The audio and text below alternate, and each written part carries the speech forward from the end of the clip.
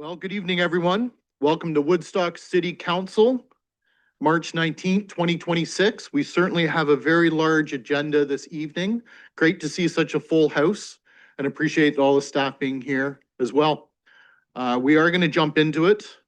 We do have a lot of things to cover. So this hybrid meeting is being held in person here in council chambers and electronically in accordance with section 238, subsection 3.3 of the Municipal Act and section 16.6.24 of the City of Woodstock Procedure Bylaw. This meeting is being live streamed to the city's YouTube channel, and a recording will be posted on the city's website following the meeting. An agenda of the meeting can be found on the agendas, meetings, and minutes page of our city's website. All councillors are in attendance. There's none attending virtually this evening. We did not have any closed session. So we're going to jump right into it as we have a few disclosures of pecuniary interest. Councillor Tate. I, Councillor Deb Tate, declare the following potential indirect pecuniary interest. Agenda item 8B, 9B, 18E, subject matter application for zone change, Wildcat Investments Limited. General nature of the interest, I'm a client of the applicant's veterinarian business. I, Councillor Deb Tate, declare the following potential indirect pecuniary interest. Agenda item number 9A, 18B, subject matter application for zone change, ZN 82603 147 4600 Ontario Inc., 350 Van Sittert Ave and 360 Devonshire Ave. General nature of the interest, I live in the notification area. I, Councillor Deb Tate, declare the following potential indirect pecuniary interest. Agenda item number 14B1, subject matter Wellington Street North, Canterbury Street and Gray Street Reconstruction Tender Award, contract number 1146, 1147, 114444. General nature of the interest, my son is employed by a successful contractor. I, Councillor Deb Tate, declare the following potential indirect pecuniary interest. Agenda item number 14E, 2 and 18C, subject matters proposed sale of city-owned industrial land to Viewcon Construction, 2019 Limited. General nature of the interest, my son works for Viewcon. That's it. Thank you. Councillor Wismer Van Meer. I, Councillor Wismer Van Meer, declare the following potential indirect pecuniary interest. Agenda item number 9A and 18D, application for zone change ZN 8-26-03, 1474600 Ontario Inc., 350 Van Sittert Ave and 360 Devonshire Ave. General nature of the interest is the applicant is my family dentist. Thank you. Anyone else before I declare my own pecuniary interest? Seeing none, I do have a couple this evening as well. I, Mayor Jerry Accioni, declare the following potential indirect pecuniary interests, and their agenda item number 9A and 18D, which is subject matter application for zone change ZN 8-26-03, which is 1474 600 Ontario Inc. for 350 Van Sittert Ave and 360 Devonshire Ave. As a general nature, is they are also my family dentist. And the last one I have is I, Mayor Jerry Accioni, declare the following potential indirect pecuniary interest for agenda item number 14B2, which is subject matter for 11026 Northeast Woodstock Industrial Park, which is the temporary stormwater management facility and outlet tender award. And the general nature of the interest is I live adjacent to the subject property. Anyone else before we move along?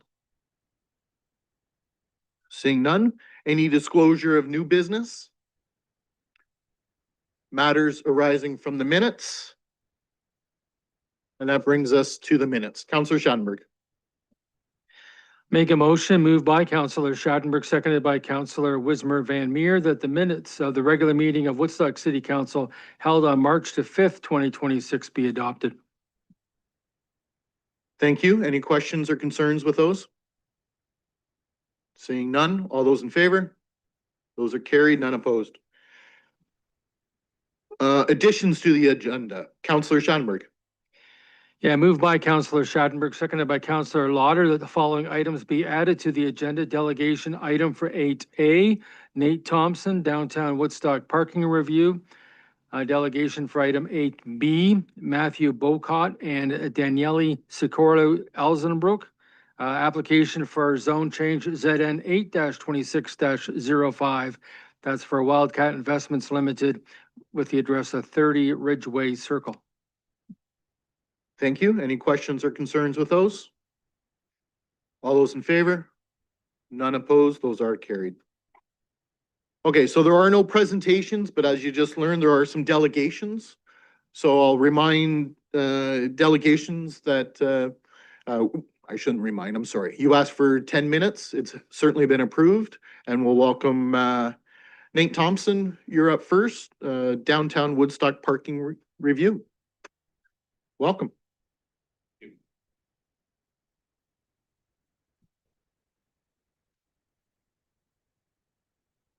For the technically, okay, that answered my question. Okay.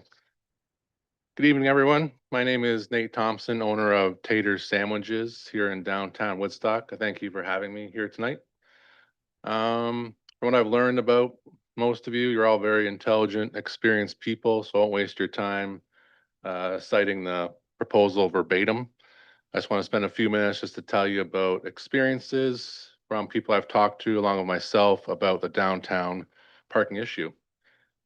Also like to begin by being very clear, this is not about criticism. This is not about placing blame on council, the city, the BIA. In fact, it's the opposite. This is about alignment. Because if we're honest with ourselves, the challenges facing our downtown are too complex and too important for any one group to solve alone. Without a unified front from all concerned parties, municipal leadership, the BIA, and our small business community, we'll have to ask ourselves what's going to happen with downtown and the small business owners. Our downtown should be the heart of our community. It should be where people gather, where entrepreneurs take risks, and where the identity of Woodstock comes to life. But for that heart to stay strong, it needs coordination, communication, and a shared purpose. One of the most immediate, practical ways we can demonstrate that shared purpose is through something I think we all can agree needs attention, is parking. Parking may seem like a small issue on the surface, but in reality, it shapes the entire downtown guest experience. From a downtown guest's perspective, convenience matters. This day and age, convenience definitely does matter. Many people coming downtown aren't planning for all-day visits. They're grabbing lunch, running an errand, picking something up, or maybe meeting a friend for coffee. If parking feels confusing, stressful, or inconvenient, they will simply choose not to come. It's that simple. Former GM of the Charles Dickens, I've spoke to many people about their concerns and issues with the parking. We lost a very good cook to Craig Allen. He received 2 parking tickets in 23 minutes. I have them time-stamped. We lost a good cook. Now, his decision, the core catalyst of his decision was not parking tickets, but rest assured it was part of the decision. Multiple citizens, couples have come down, have gotten tickets in the 2-hour zones while having dinner. One couple, and I quote, "We came downtown to support it, spend our hard-earned money. When we got a ticket, we won't be coming back." Fair enough, very one-offs, not many people. Out of 50,000 people, I've talked to maybe 6 about that, but still, these experiences, one by one, harm the long-term prosperity of our sacred downtown. From a business perspective, parking turnover is essential. Accessible, short-term parking allows people to come and go, while flexible options for longer stays encourage visitors to explore more than one stop, spend more money, spend longer time down there, different restaurants, maybe go for dessert, shop. Creating a stronger, more connected downtown experience. I don't think these are abstract ideas, the modernization and the updating of our parking policies. They are practical realities that impact whether businesses survive and whether our downtown thrives. That's why the proposal being brought forward is so important. And more importantly, it reflects exactly the kind of collaboration we need more of. As outlined in the request to council, The goal is not to overcomplicate things, it's to simplify them. Again, I'm not gonna read through the proposal, you guys have it. To summarize it though, to provide 2 hours of free parking across municipal lots. No barriers, no confusion, just a straightforward invitation for people to come downtown. 2, to allow longer stays across municipal lots through simple, modern payment options using a payment app, which we already have. 3, to include flexible permit systems that support both visitors and employees and that are uniformed and consistent across all downtown municipal parking lots. One lot, one format. Having said all that, I'd like to also note that this goes beyond the realm of parking, the issue of parking. This represents something bigger for the sake of our downtown. Represents an opportunity for the city, the BIA, and business owners to work together. Not in silos, not in reaction to one another, but in partnership. A partnership striving towards keeping alive our sacred downtown core. This all starts when we work together. This collaboration means bringing business owners into conversations early, not after decisions are made, but while they're still being shaped. Transparency, transparency means clearly communicating not just what is changing, but why. And trust is built when those two things happen consistently. This responsibility that I'm talking about belongs to all of us, all the parties. The council, municipal leadership to continue opening the door for dialogue and partnership. The BIA to represent, communicate, and unify the voices of our downtown businesses.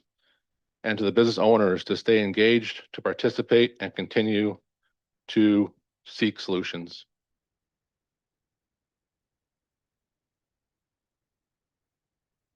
There's many obstacles that we must face as small businesses. Please let the parking issue be that first obstacle. Thank you. Okay, well, thank you. Any questions, the delegation through to Mr. Thompson? Councillor Wismer Van Meer. Thank you very much for being here today and speaking on this. This is something that I've spoken to many downtown business folks about.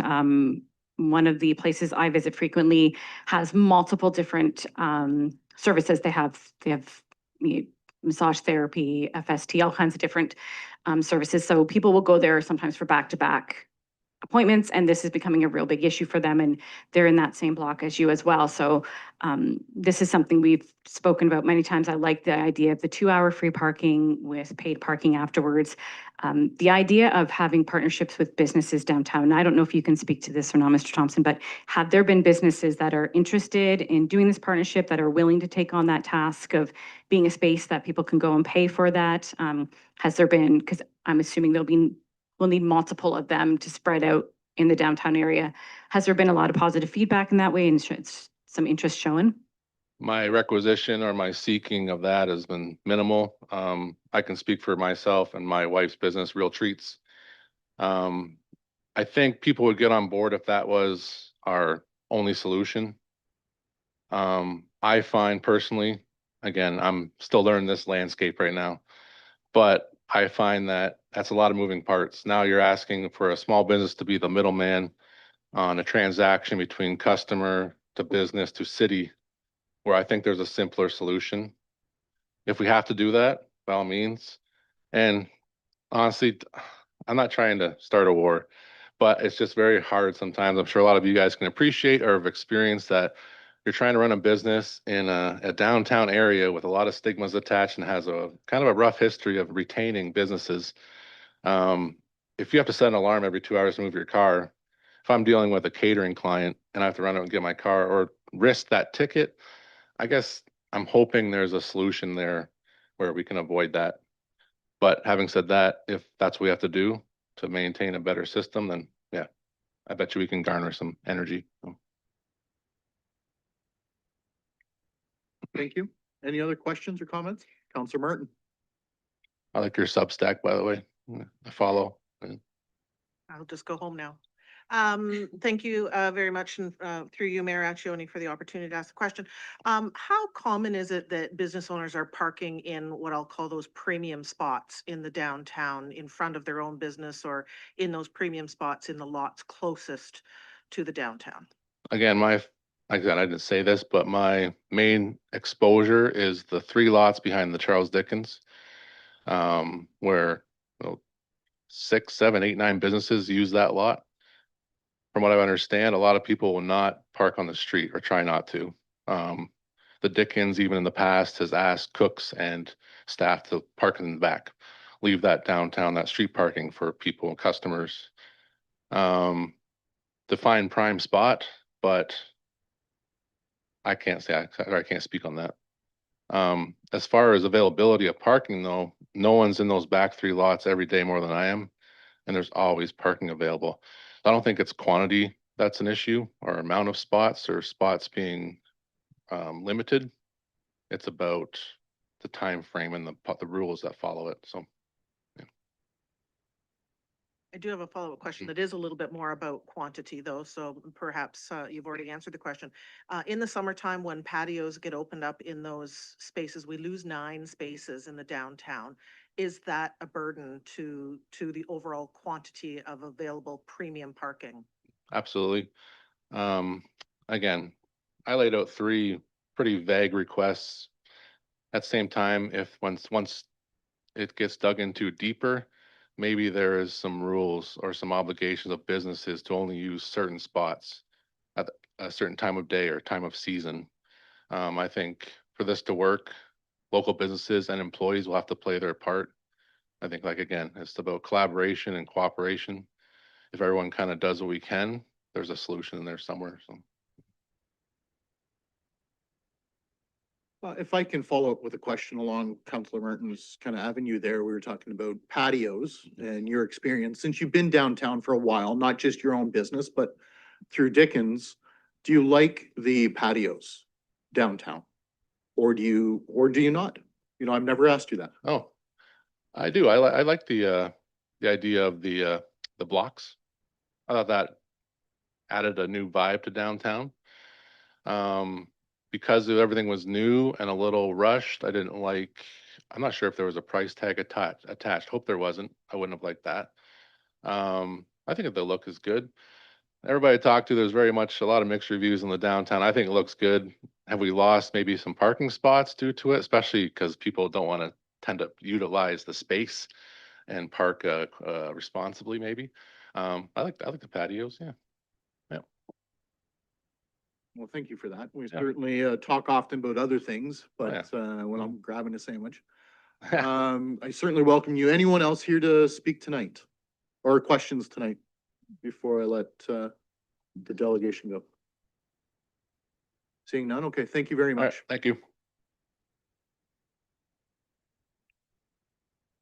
Next, we do have 8B, if you're following along with your agendas at home. We do have Matthew Boycott will be attending virtually, so we should see him coming on here shortly. And Daniele Sicarello Elsenbrook is here. Please come forward. And this is on application for zone change, of course, ZN 8-26-05 Wildcat Investment Limited, 30 Ridgeway Circle. And I apologize if I didn't say your name correctly. Not a problem. Welcome. Thank I you. see he's online. So, Mr. Matthew Bolcott will start speaking, then I will speak later. Thank you for that. Hi, and thanks for the opportunity to speak tonight. As Danny mentioned, my name is Matthew Bolcott. I'm the applicant for the zone change proposal for the property at 30 Ridgeway Road in Woodstock. I just wanted to make myself kind of available I know that in the first meeting that this topic was discussed, there were some questions and some things that probably had wanted some additional clarification. I know one of the things that was brought up previously, of course, the application for the zone changes to put an animal crematorium business on the property. Of course, that would come with the need to add an addition onto the existing building that it currently resides on that property. But the intent is to operate a animal crematorium.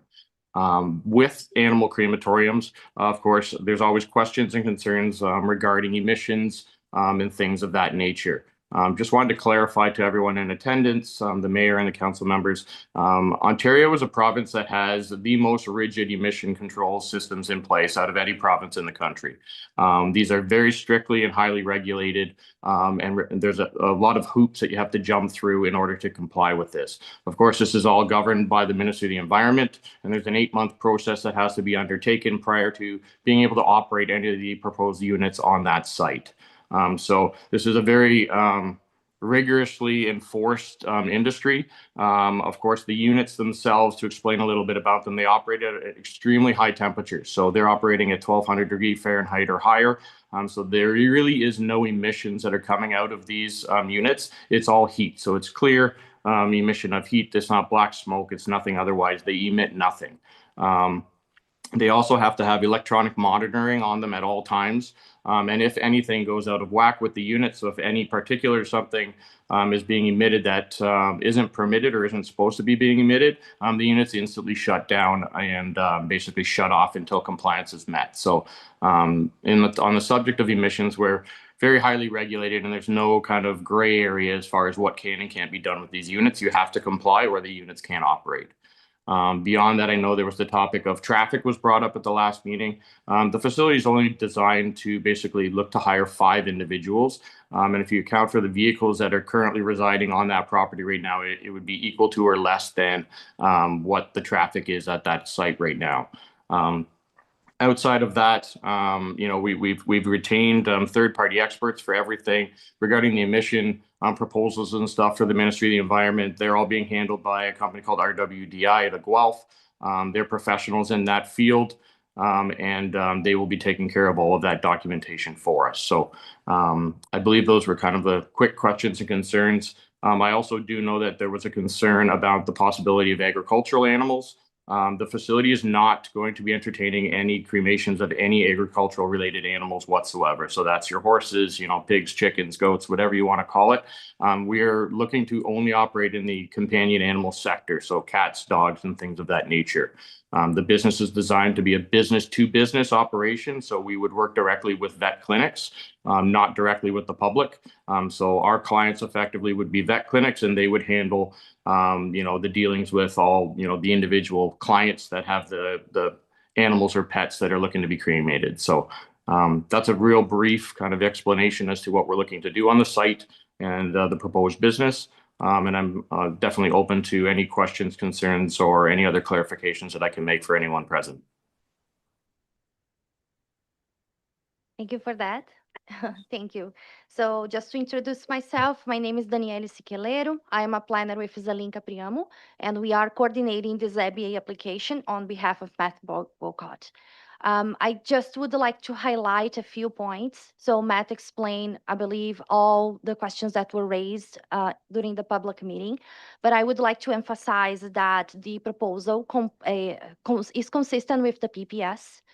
We are in an employment area. This proposed use is appropriate for these lands. Also, it conforms with the official plan. And the requirement for the ZBA application is simply because animal crematorium is not defined in the zoning bylaw. So the application is first to add the definition for that, and then add the use to the subject lands. We comply with all the zoning regulations, and that counts everything. Parking spaces, landscape open space, all the setbacks, lot coverage. And we are well above the requirement for, let's say, landscape open space, which requires only 5%. We are more than 50%. It's just one of the examples where we are compliant with all the zoning regulations, except again for the proposed use, which is not defined in the zoning bylaw. I would like just again to emphasize that not only the environmental permit is required, we also have to go through the site plan application, and that's for the addition that we are proposing. So any requirement under the site plan application will be and have to be met during that process. And during this SPA process, the city will also require us to present the ECA, which is the approval from the ministry. Finally, then we have to go through the building permit process. So this is a long process that we have to go through, and all of these steps is simply to ensure that all the regulations are being met. And as Matt explained, so he is well versed on all of the requirements for this animal crematorium. He did not mention here, but he went through training and he is well versed again with this proposed use. So if you have any questions, we are here and happy to answer them. Thank you for your attention. Okay, thank you both. Are there any questions of either delegations? Counselor Schattenberg. Yeah, from the mayor through to Mr. Bocott, I guess they would be the person to ask the question to. At Monday's public meeting, we did have a delegation present some ideas and some thoughts and quite a bit of background information from your neighborhood that is a business close by. Were all businesses notified that are sort of in the Ridgeway Circle area or the Petula Ridge that this was a possibility for this neighborhood? Honorable council member, I believe that was done through the public meeting process. I mean, signs were posted. I know that letters were sent out with a certain proximity of 30 Ridgeway Circle. We didn't go out of our way to notify outside of the standard like public meeting notification process, but I do know that process because we actually operate a business directly across the street from this proposed lands, and we received all those information letters as well. Okay, thank you. Any other questions? Counselor Martin. Thank you, Mayor Accioni, through you. On Monday night, one of the concerns was traffic, and you have addressed that to some extent, that your model is a B2B, working directly with vets. It's not that every customer who loses an animal will be coming in the door. Would there also be a transfer style system put in place that perhaps a courier style system would go out to vets and bring our friends home, or would it be vets coming in directly to do drop off? Thank you for your question. And through the mayor, maybe I believe Matt would be the best person to answer that question, but it's my understanding that also this can be provided by him or even with a coordination with the vet clinics. But I would direct, if possible, to Matt. Yeah, the intent of the business would be that we would be picking up all the animals directly from the vet clinics.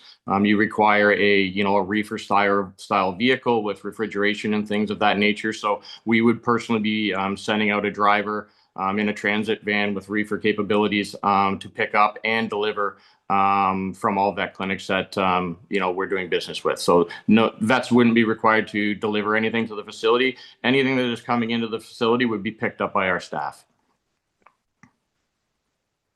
I have a follow-up question of a different nature. Would you be agreeable to, within the zoning bylaw, indicating that it is for companion pets only, just to ensure that concerns around livestock animals are not a part of the zoning? Is that something that's agreeable to you? I would be 100% agreeable to that. There are also guidelines that exist through OMAFRA that forbid the actual processing of agricultural animals without following a whole bunch of other additional processes. But in order to simplify, yes, I'd be definitely amicable as far as further specifying that it is companion animals as opposed to a broad range of, I guess, any animal. But yes, I would be not in opposition to anything of that nature. Okay, thank you. Anyone else? Counselor Lauder.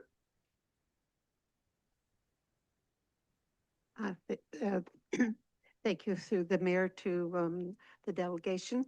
At one of the reports I was reading from Blandford Blenheim, and they were concerned about odor. Could you speak to that if there is a problem with that odor? For sure, I can certainly speak on that. So as mentioned by Matt, we have retained our RWDI to conduct both the air emissions, that includes odor and also vibration.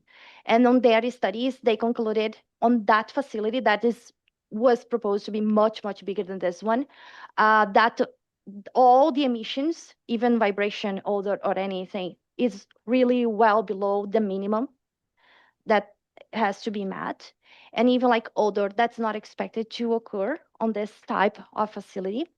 And all the concerns have been addressed on that specific application.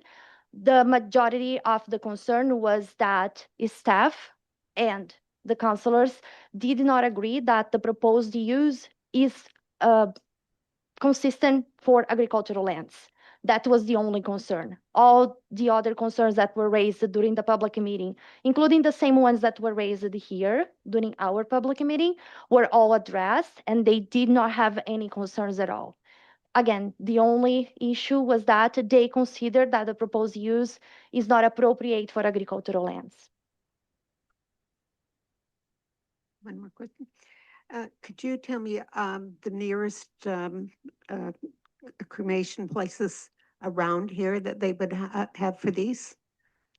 Matt, this- maybe you correct me if I'm wrong, but I believe the Thames Century is the one that is closest to the. And you're correct. There is a small animal crematorium located on agricultural lands just south of the 401 and Thames Center. That would be the closest facility, as there are none currently in Oxford County.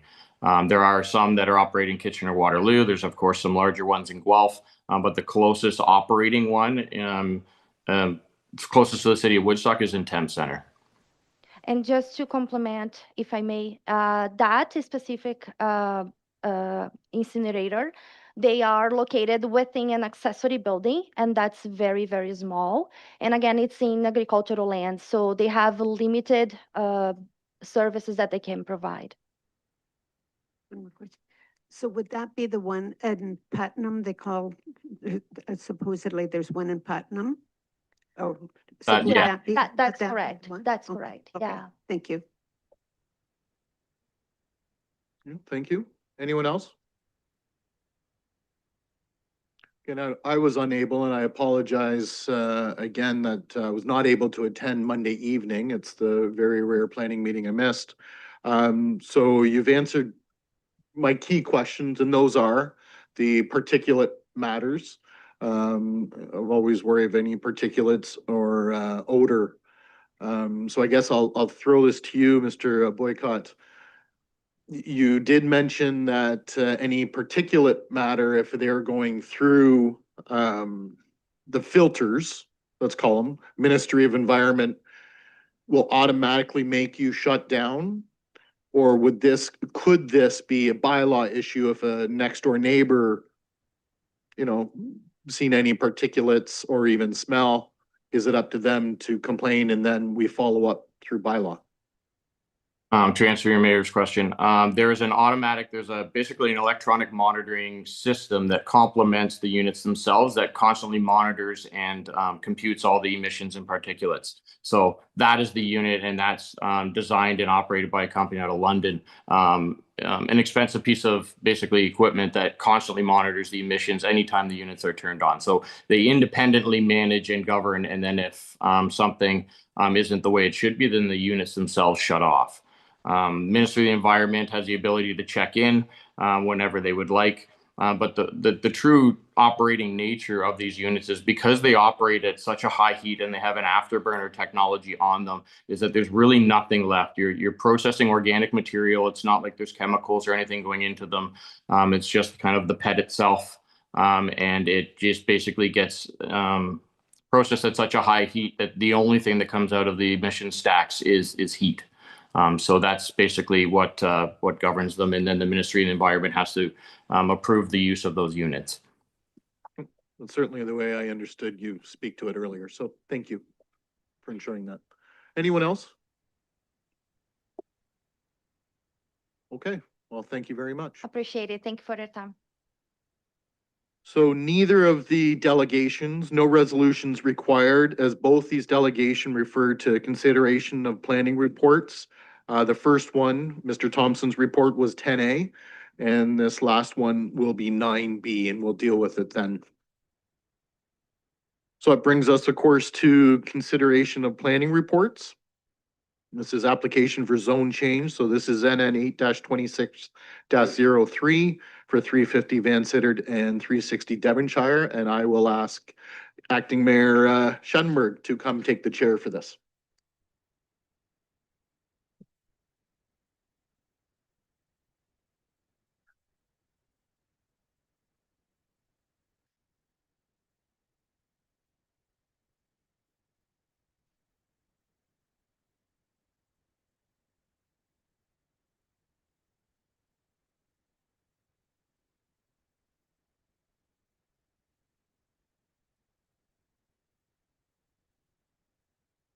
First item under consideration of planning reports, as the mayor mentioned, application for zone change ZN 8-26-03 -1474600 Ontario Inc. for the addresses of 350 Van Sittert Avenue and 360 Devonshire Avenue.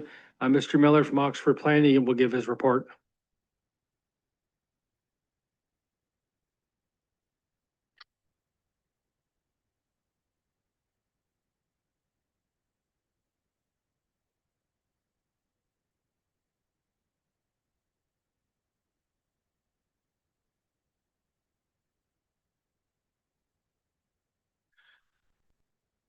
Good evening, council, staff, members of the public. Application for zone change ZN 8-2603, name of 1474600 Ontario Inc. Just to bring to everyone's attention, and the report highlights in one section, it says residential uses. All the items in this report are related to non-residential uses. Sometimes the autocorrect takes out non when it doesn't like me to write non things, but so that's likely the case here. But I mean, either case, this is all for non-residential uses. The subject lands are comprised of two properties legally described as Park Lot 3, Range 4N, Plan 10, and are municipally known as 350 Van Sittert Avenue and 360 Devonshire Avenue. The subject lands are designated low density residential in the county's official plan and are zoned special local commercial zone C111, and the proposal is to have an amended C111 zone. The purpose of the application is to amend the existing special local commercial zone to increase the maximum gross floor area for non-residential use from 460 square meters to 650 square meters, to increase the cumulative gross floor area for all non-residential uses from 714 square meters to 930 square meters, to facilitate a dental office with an additional commercial unit on the subject lands. On September 18th, 2025, City Council approved zone change application ZN 8-2509 to permit an additional use of a medical clinic, which is the dentist's office, a maximum gross floor area per non-residential use of 460 square meters, and a maximum cumulative gross floor area for all non-residential uses of 714 square meters in support of the dentist's office with an additional commercial unit. Since the previous zone change approval, the applicant has determined that additional space is required for the dentist's office, and this subsequent application has been made.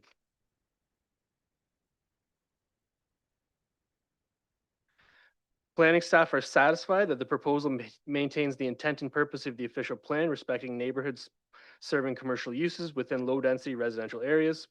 The proposed dentist's office will provide a medical service to the surrounding residents and broader community and will be clustered within additional commercial use.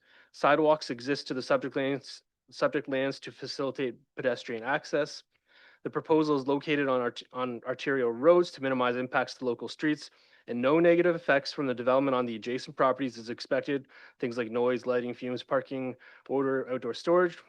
Further, the official plan limits neighborhood serving uses to a maximum gross leasable floor area of 930 square meters, which is what's requested here. That limit is in the official plan to limit impacts on residential uses. If something is larger than that, we would expect them to be zoned and designated commercially.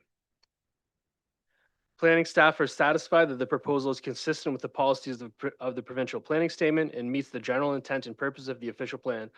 As such, staff are of the opinion that the applications can be given favorable consideration, and staff recommend approval of the application.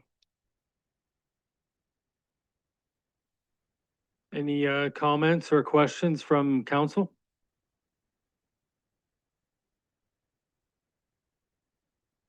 Seeing none, thanks, Mr. Miller.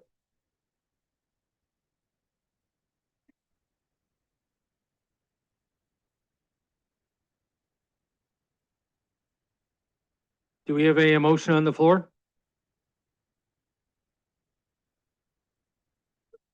Councillor Lauder? I'll move the Woodstock City approve the application for lands described as Park Lot 3, Plan 10, Range 4 North in the city of Woodstock to amend the special local commercial zone C1-11 to facilitate the development of a medical clinic on the subject lands, and further that any comments received from the public were reviewed and considered before the decision was made in relation to this planning matter. Is there a seconder? Councillor Leatherbarrow? Any further comments or questions? We'll have a vote then. All those in favor? Carried unanimously.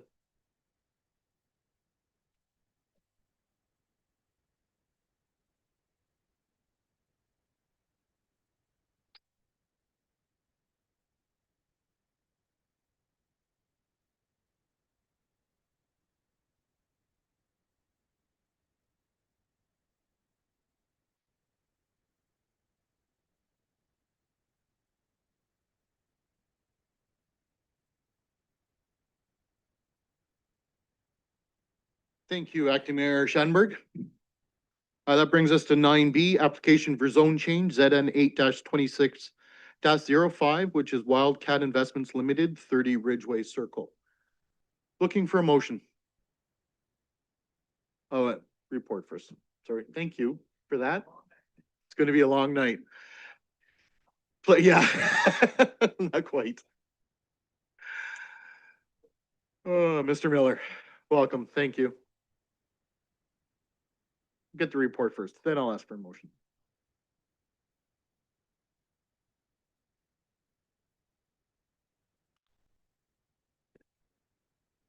Zone change application ZN 8-2605, name of Wildcat Investments Limited.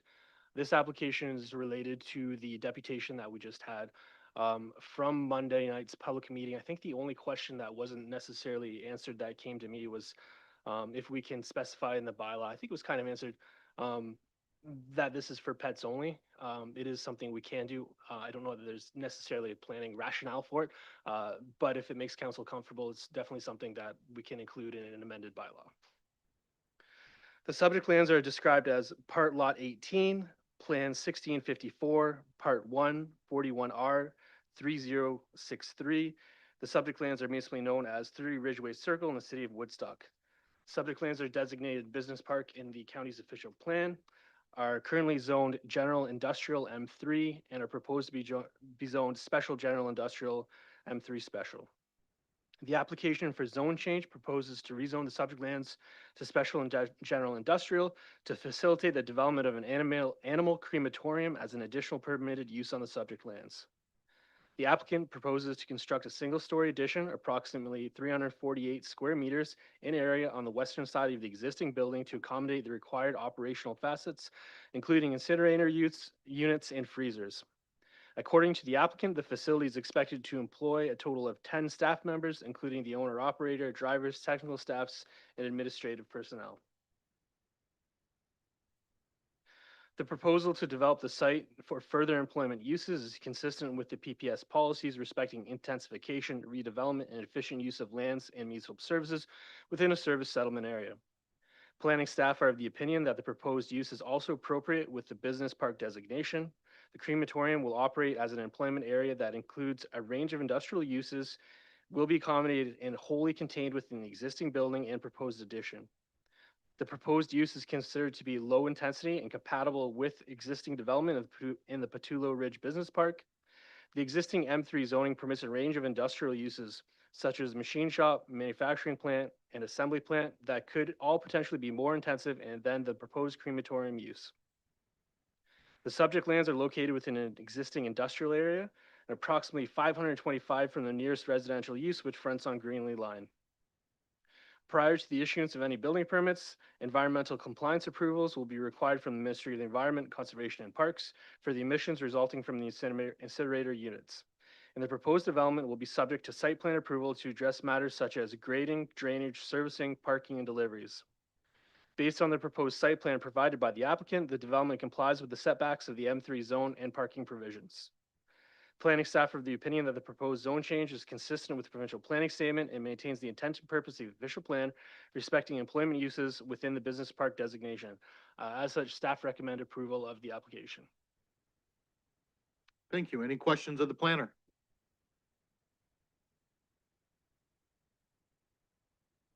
Seeing none, thank you. At this point, I will look for a motion on the floor. Councillor Lauder?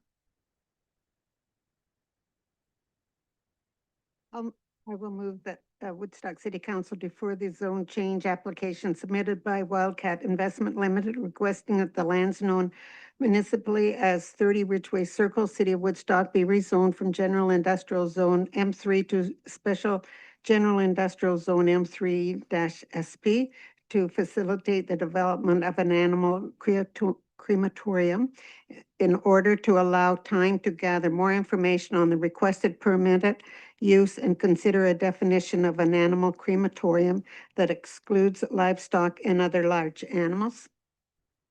Okay, thank you. Is there a seconder to that motion? Councilor Schadenberg, discussion? Would you like to speak to that, Councilor Lauder? Yes, the reason I'm asking for the deferral is that the lease, that Mr. and Mrs. Leeson, and they're here tonight, and they have some concerns and also to get a bylaw that would make sure that this is just for pets. I know they had to, I think there's one prepared. So if we could get that and have it at the next planning meeting or as soon as we can. That's my reason for asking for this. I think a lot of the questions have been answered by the delegations. So, okay, thank you. Okay, thank you. Anyone else?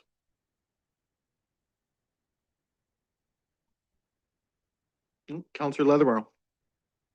Thank you, through you, Mr. Mayor. I also was absent on Monday, March break madness, so I did connect with the couple that came forward in opposition of this applicant and was of the mind of deferring it, but I do feel the applicant speaking did answer quite a few of my questions, and I know there's an alternative motion regarding language around specific language around what type of animals, so I won't be supporting the deferral as I originally had thought, but I just wanted to clarify my reasoning.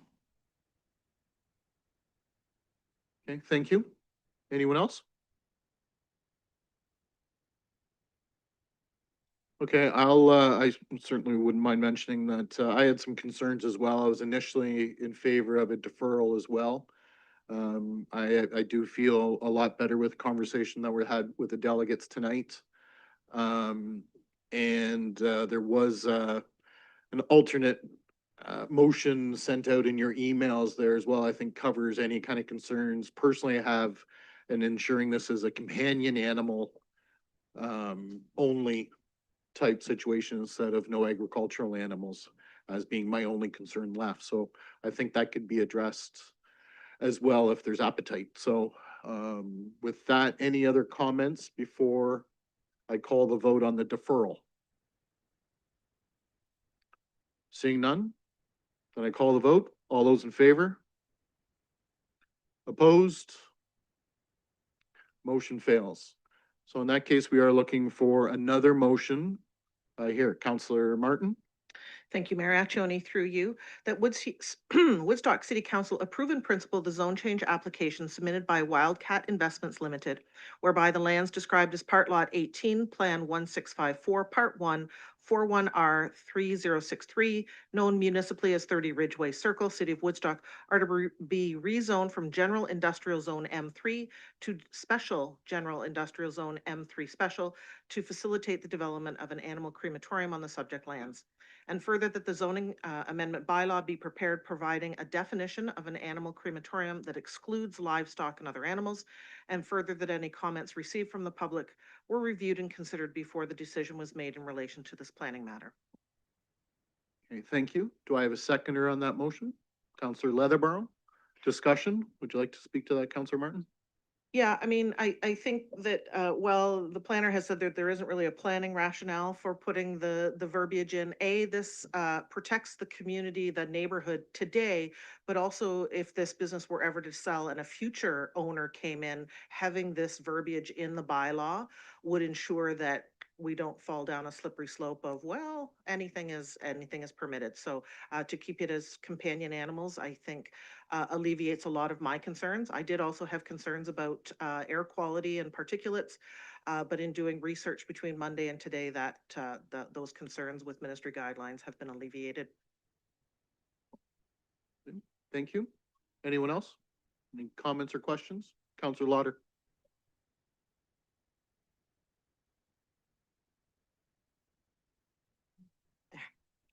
Okay, now with having heard everything that has been said by the delegation and the assurance of the pet, that's pets only, I can certainly agree with this resolution.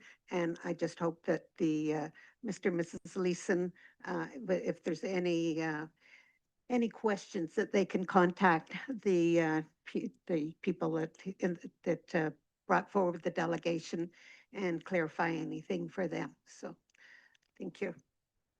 Okay, thank you. Anyone else? I'll just mention again, I think this does cover it. It covers my definite concerns, and maybe a question to you, Mr. Miller. With this change of verbiage, does that give you enough to go back and incorporate that in a bylaw for our next meeting potentially? Yeah, I've actually pre-drafted this following Monday night's meeting in expectation that this would be a request, so it should be ready for the next available meeting. Excellent. Thank you so much. Okay. Anyone else before I call the vote? All those in favor? Opposed? That is carried.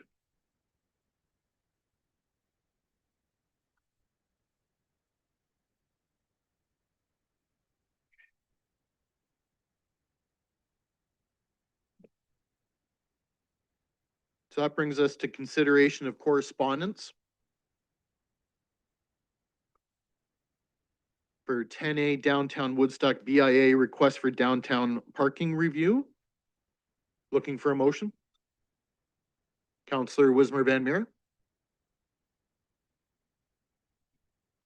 I move that Woodstock City Council refer the request from the Downtown Woodstock BIA for a downtown parking review to staff for a report. Thank you. Is there a seconder? Counselor Tate. Discussion? Counselor Wismer Van Meer. Through your worship, just a comment. I think that I think that the letter outlines a lot of really great ideas and details. Mr. Thompson had a lot of great points tonight. This is a conversation I've had since I've been elected with so many business owners in the downtown and even patrons of the downtown. I've always liked the idea of a 2-hour free parking with paid afterwards. I've always thought that that's something that I've seen work in other municipalities. I think that there's options to be reviewed and to look at. I know staff will do that, and I hopefully, between the downtown business owners, the BIA, and even the Woodstock Chamber being involved in having these conversations with the folks that have businesses downtown, just to get the feedback of what's going to work best. But I hope that something like this can come to fruition, because I really think that a generalization, kind of a status quo in all of our downtown, definitely makes it more feasible for people, more inviting for people, and lessens that confusion. Thank you. Anyone else? Counselor Tate. Just a question, through the chair. Who will be writing the report? No, I did see his hand go up, did I? I was just making sure there. Okay. So just a follow-up. So I assume there'll be consultation with BIA, et cetera, right? Okay. Thank you. That's a head nod by the engineer for those watching at home. So thank you for that. Anyone else? Counselor Martin. Thank you, Mayor Accioni, through you. Fully support this and seeing a report. I think it'll be interesting with consultation, but also with the data from our transportation master plan. There's probably a wealth of information in there to support some informed decision making. Thank you. Counselor Lauder. Thank you. The one comment, and I look forward to the report, but I did have a person telling me that for the handicap parking, 2 hours is not long enough. So if there could be some consideration in this report, maybe to extending their time for 3 hours, depending on whatever comes out of this. But they said that if by the time, say they have a wheelchair and someone gets them out of the car, and if they want to shop for 2 or 3 different places. There just isn't the time to get them back and be in their vehicle by the 2 hours. So if there, it would be some consideration for the handicap, that would probably please a lot of those people. Thank you. Looking for a head nod from the engineer, so yes, as well. Counselor Shanberg. Thanks. I just want to state that I thank the delegation for coming up. It's nervous to ever come up to city council to come up with any kind of an idea or a proposal. And I also want to thank Mr. Zabian, the co-chair of the Downtown Woodstock BIA, who has signed the letter with some proposal ideas already in it. That's in a part of our correspondence on the agenda as well. It was very well presented on both halves. Yes, anyone else? I'd certainly like to echo Councillor Schattenberg. Thank you, Mr. Thompson, for coming forward. I know it's not a everyday thing, but also to Mr. Zabian for putting that presentation forward. I assume the BIA board itself had some kind of discussions and talks and everything else. So I absolutely love this. I think we do have a potential to do better, and I think we all want that for our downtown. Nothing frustrates me more than actually seeing the staff parking in downtown parking spaces, and you know who you are if you're watching.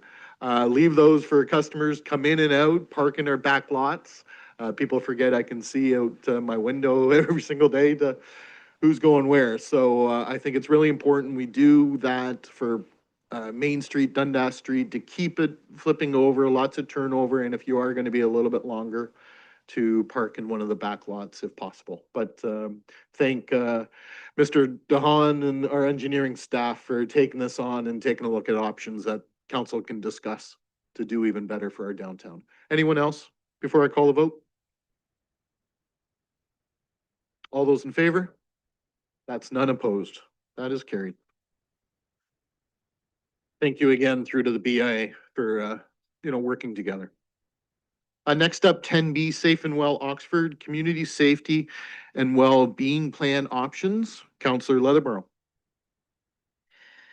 Moved by myself that Woodstock City Council receive the correspondence from the Township of Norwich regarding proposed amendments to the Safe and Well Oxford Plan 2026 to 2030 as information. Okay, thank you. Looking for a seconder? Councillor Tate? Discussion, questions? Councillor Schattenberg?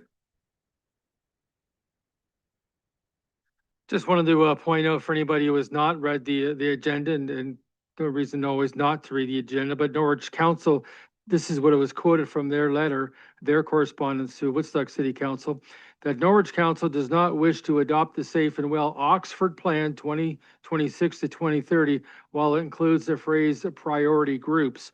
And I had a nice discussion today with our clerk, Ms. Humphreys, and maybe she could explain what sort of Norwich is asking versus what the Safe and Well plan has been described for the county of Oxford, because I know she's on that committee. Thank your worship, through to Councillor Schattenberg. So the request that's come in from Norwich Township Council is to replace the word priority groups with groups of concern, I believe is what the terminology is. To me, the priority group terminology is used widely across community safety and well-being planning framework across the province. It is a documented, well-used term in which certain groups have less access to community safety and well-being as well as services. So this is a standard terminology that we've used in that very purposefully. So I would recommend that council keep the terminology as it's been presented and approved by council at this time. Just as a quick follow-up, I know as far as being on council for the city of Woodstock, one of our most important things is always to concentrate on safety, whether it be something we can talk to the police chief about, or just in general as to what our responsibility is to the citizens of the city of Woodstock. So therefore, I would disagree with the correspondence again, but you had told me earlier that it's something that's been sort of put down by the province of Ontario is something that every municipality needs to do in every corner of the province. Yes, your worship, through to Councillor Schattenberg. It is under the Community Safety and Policing Act, so any municipality that has authority over sort of policing is required to do that. So that is oftentimes the upper tier municipalities. Halton Region, for example, York Region, Durham Region, the police services are through that upper tier, whereas here in Oxford County, it is a lower tier responsibility. Here in Woodstock, we have the Woodstock Police Service. All of the other lower tier municipalities are OPP in our case. However, what we've decided with our 2021 plan, as well as the 2026 plan that we've just adopted, is to approach that as a county regardless, because the issues that we're facing are very similar. We'd be asking, 8 different municipalities would be asking the same groups to come to the table to talk to us. So we see a lot of synergy and collaborating in this way. And the lead is taken by Oxford County in this particular case on our behalf. Thank you. Anyone else? Seeing none, I'll call the vote. All those in favor? None opposed? That is unanimous. That is carried. Next up, 10C, Fraser Campbell, Chair of the Woodstock Recreational and Leisure Fair. And this is their request for lawn signs. Looking for motion? Councillor Schattenberg? The Woodstock City Council approved the request from the Woodstock Recreation Advisory Committee to run a lawn sign campaign for the Rec and Leisure Fair, which is on, the campaign to go from March 21st to 28th, 2026, subject to staff approval. But just as a quick plug, the Rec and Leisure Fair is March 28th this year. Thank you. Do I have a seconder? Councillor Martin, discussion or questions? Councillor Schattenberg. Yeah, again, I know I've done this before, but I certainly want to thank all organizations who are kind enough to be able to come forward, whether they're running a not-for-profit event or something along that line, to be able to ask permission to put lawn signage or boulevard signage out, and then therefore also get from the Parks Department usually permission or exact placement of where those signs should be located, especially when the grass cutting equipment comes out. Well, certainly hope we're cutting grass March 21st. I doubt it. But yes, I also agree with you, Councillor Schattenberg. I do appreciate any organization that comes forward to ask for permission. So again, our Parks Department is well aware, as well as Public Works. Anyone else before I call the vote? We'll call the vote. All those in favor? None opposed? That is carried. That brings us to presentations from staff and approved agents. And this evening we do have, I see Dwayne Kamala Thomas there in the back for Downtown Woodstock BIA. And this, of course, is for the 2026 Downtown Woodstock Board of Management Budget Presentation. Welcome. Thank you for having me. I hope everyone is doing well. As always, when I'm here, which is always a good time, I want to acknowledge my appreciation for council and for the opportunity over the years to be in this chamber. In a year as significant as Woodstock's 125th, and which also happens to be the BIA's 50th anniversary, moments like these, they carry a little bit more weight. So again, thank you for that. That is very small. Hopefully everyone can see that. I have my own here.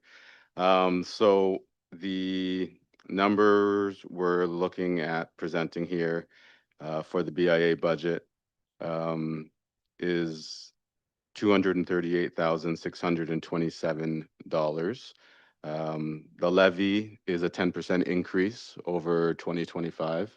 And this is mostly just expenses allowing for continued programming and activations and things of that nature, which is kind of just the price of doing business, I guess. I will take a moment to say that the first quarter of this year has been moving quite nicely.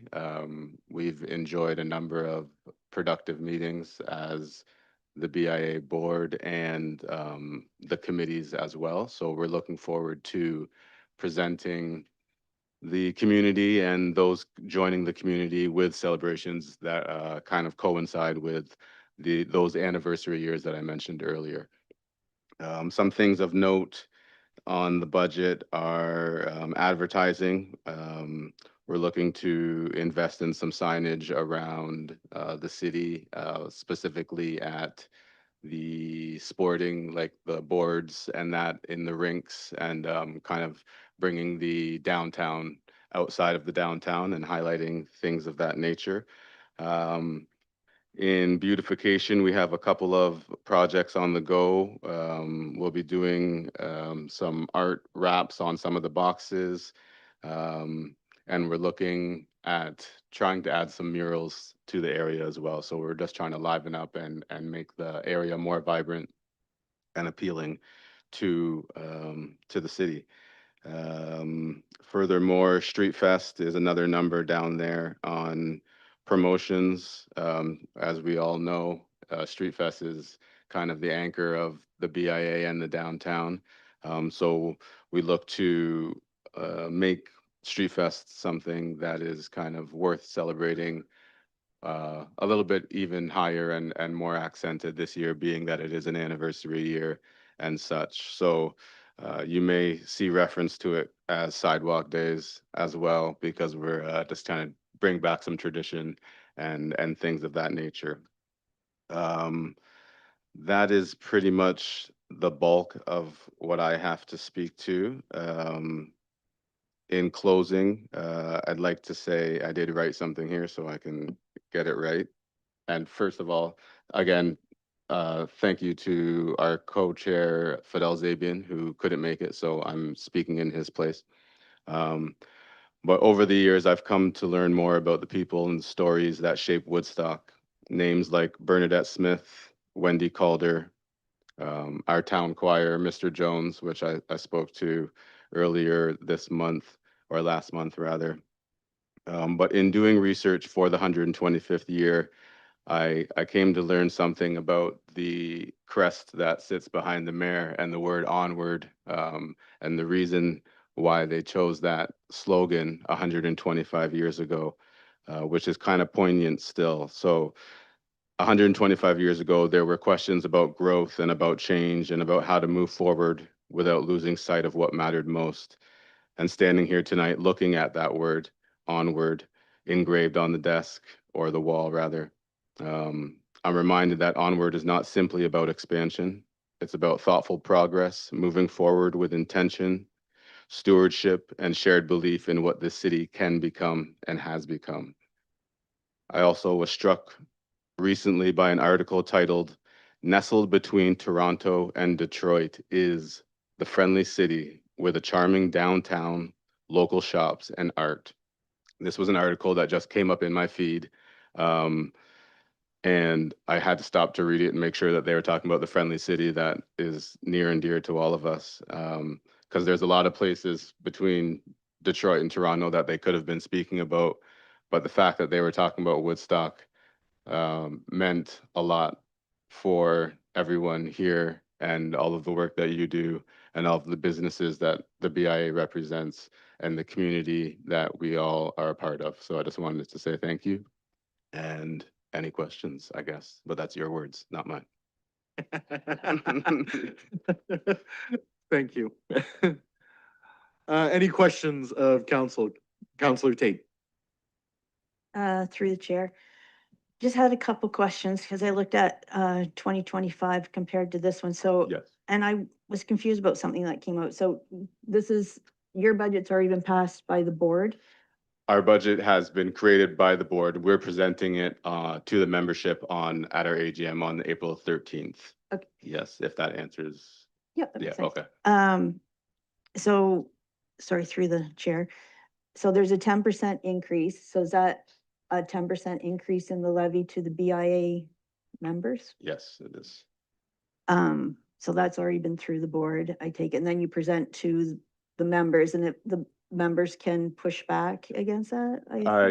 I presume so. Normally that hasn't been the case, but yes, I would believe is the short answer. Okay, So just, I guess another one to follow up. So when I look at promotions, you've got 62,000 for promotions. And then beautification, 31,000. Yes. So the, most of the, promotions is for Street Fest, you said, right? Yes. So in 2025, promotions was budgeted at 50, but 80,000 was spent. But beautification, 30,000 was budgeted and only 5,000 was spent. So was it, so did it all go through the same line item then in 2025? There was line item reworking in that Okay. regard, yes. So that makes sense. And promotions in this case also does speak to our Christmas in the square as well. So I guess my last question, and just Mhm. because we've had so much discussion about the garbage downtown. Yes, indeed, we have. And I talked to a BIA member, I don't know how many months ago. Was anybody ever hired to, through the BIA to do like the cleanup? I know Cleaning- there used to be. Yes, we have one gentleman who is on staff that does a cleanup, but it is one gentleman of our BIA, which is quite a lengthy stretch. So it's very limited what he can do within a reasonable time. And at the same time, a lot of the issue of the garbage and illegal dumping is kind of a separate ask of what his task is. Okay, so just my final, so once you have the AGM and it goes to the board, if there's any changes, does it come back here or no? Yes, it does. Okay. Yes, it does. Thank you. Sorry, I don't know whose hand was up first. Counselor Martin? Let's go with Counselor Martin. Yeah, thank you. Just to follow up on Councillor Tate's questions, because I had very, very similar questions. There's a few line items. I don't sit on this committee, and some of them aren't really all that significant, but it does, give me pause. For sure. Subscriptions going from 1,000 to 2,100. That seems like a pretty big leap.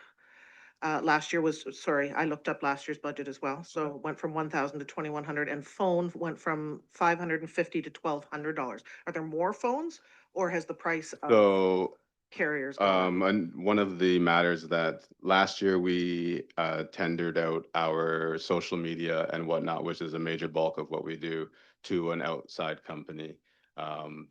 That not being the case this year, we're keeping that in-house. That has bulked up subscriptions and that because of the programs, the computer programs and that are used for such. Like a Hootsuite type or? Exactly, all of the, Yeah. and CapCut and Canva and those types of things.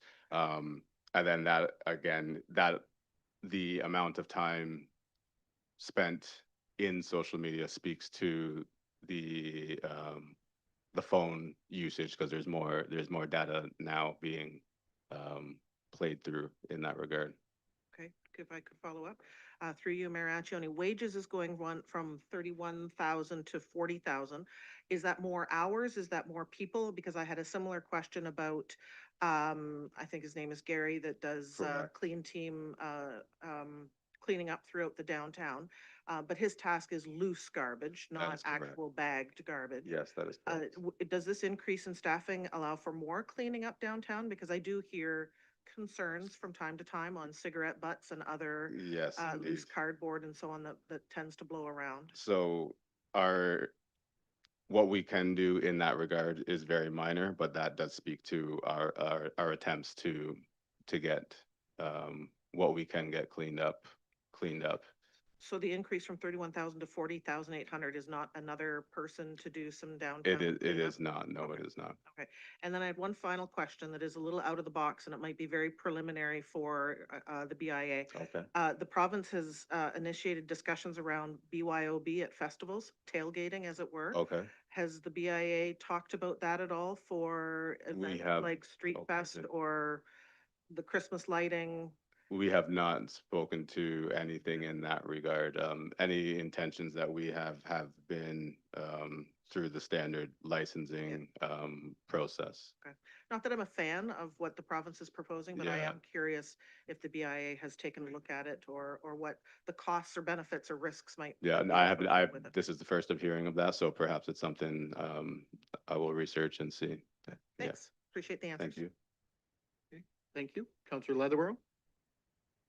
Through you, Mr. Mayor, and thank you, Dwayne, for being here and for answering these questions. I don't know if you wanted to speak to, I was kind of going to volley this to Vidal, just of the history through the pandemic, how the levy was actually decreased, and that the board has spoken a number of times of trying to slowly build that back up to what it was, and then hopefully even surpass that within reason. So I didn't know if you were able to speak to that, like just the history. Yes, around it. so, again, not knowing numbers and percentages, but during the pandemic, the BIA board made a decision to halt, raising the levy so that it wasn't a further burden on businesses and such.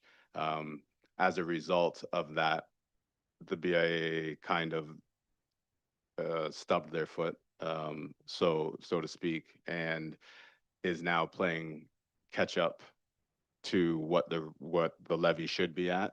But over the years, last year, this year, and future years, kind of trying to do it at an incremental level that is respectful to the businesses, without just playing catch up and trying to hit a grand slam, essentially, trying to lay a few bunts and such, as we go along.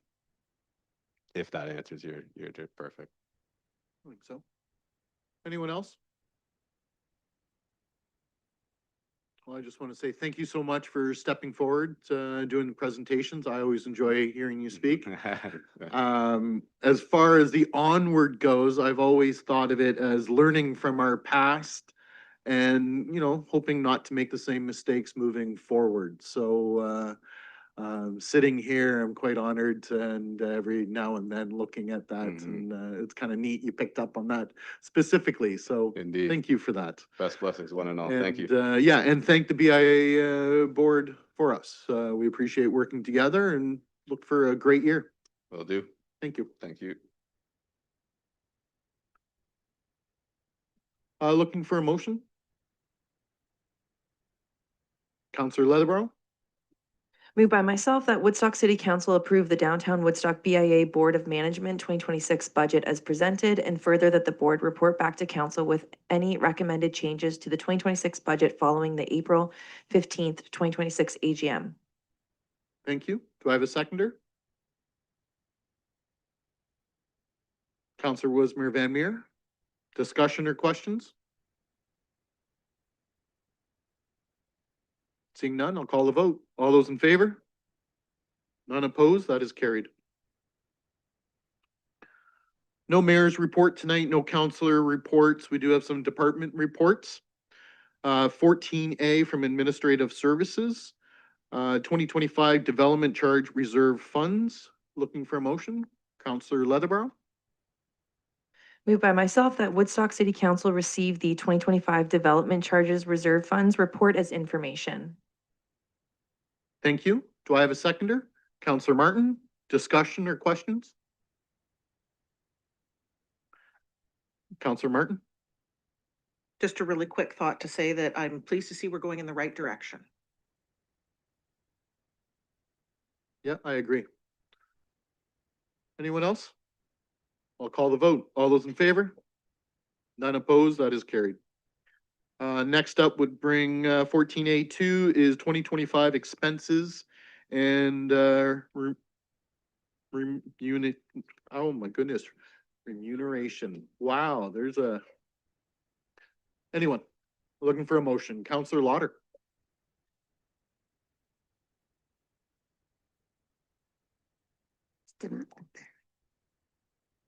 I'll move that Woodstock City Council receive the 2025 expenses and remuneration report as information.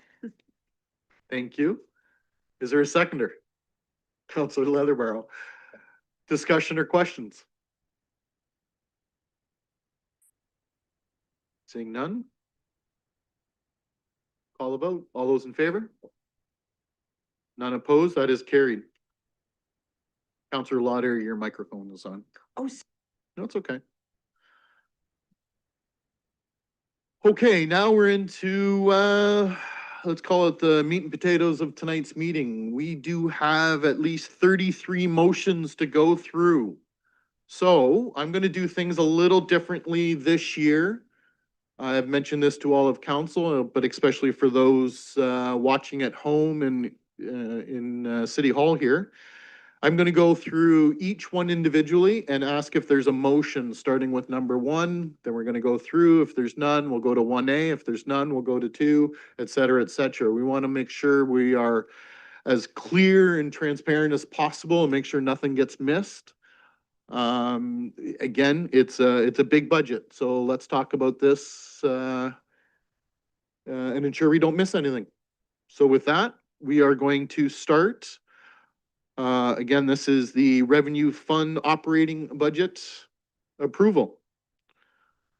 I'm going to start with number one. Is there a motion for item number one?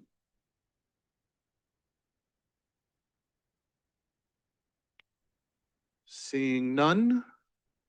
And I will mention, I'm going to try to go this relatively quickly. I'm still going to respect, so make sure you wave or yell at me if I'm moving on and somebody's trying to get my attention, please.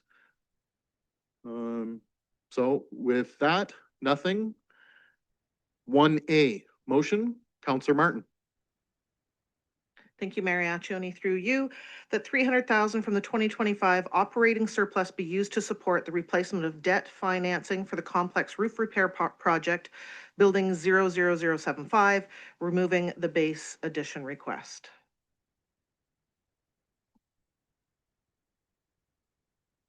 Okay, is there a seconder on that motion? Counselor Leatherborough?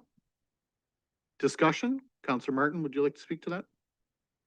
Yes, thank you. I crafted a number of motions all in this same theme, but we'll go at them one at a time. The complex roof repair is anticipated to be completed in June of this year.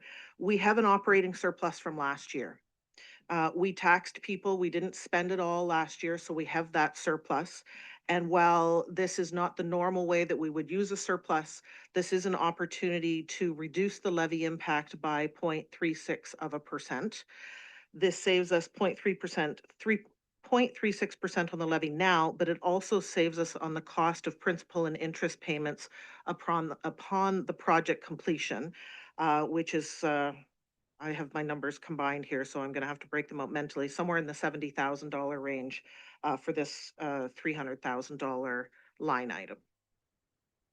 So to me, it is a responsible use of the operating surplus to save money today and save money down the road once the project is completed.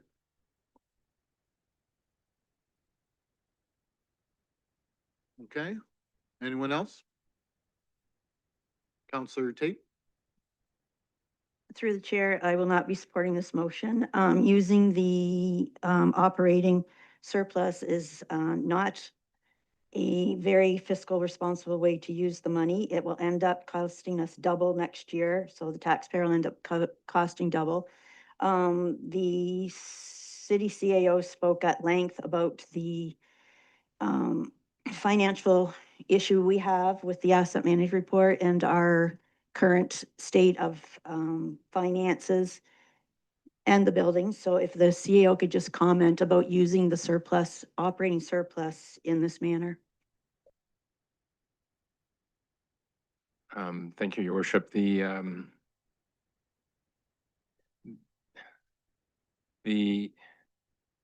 applying the operating surplus to replace debt from the 2026 approved capital program just simply takes that financing opportunity away from the 2027 capital program.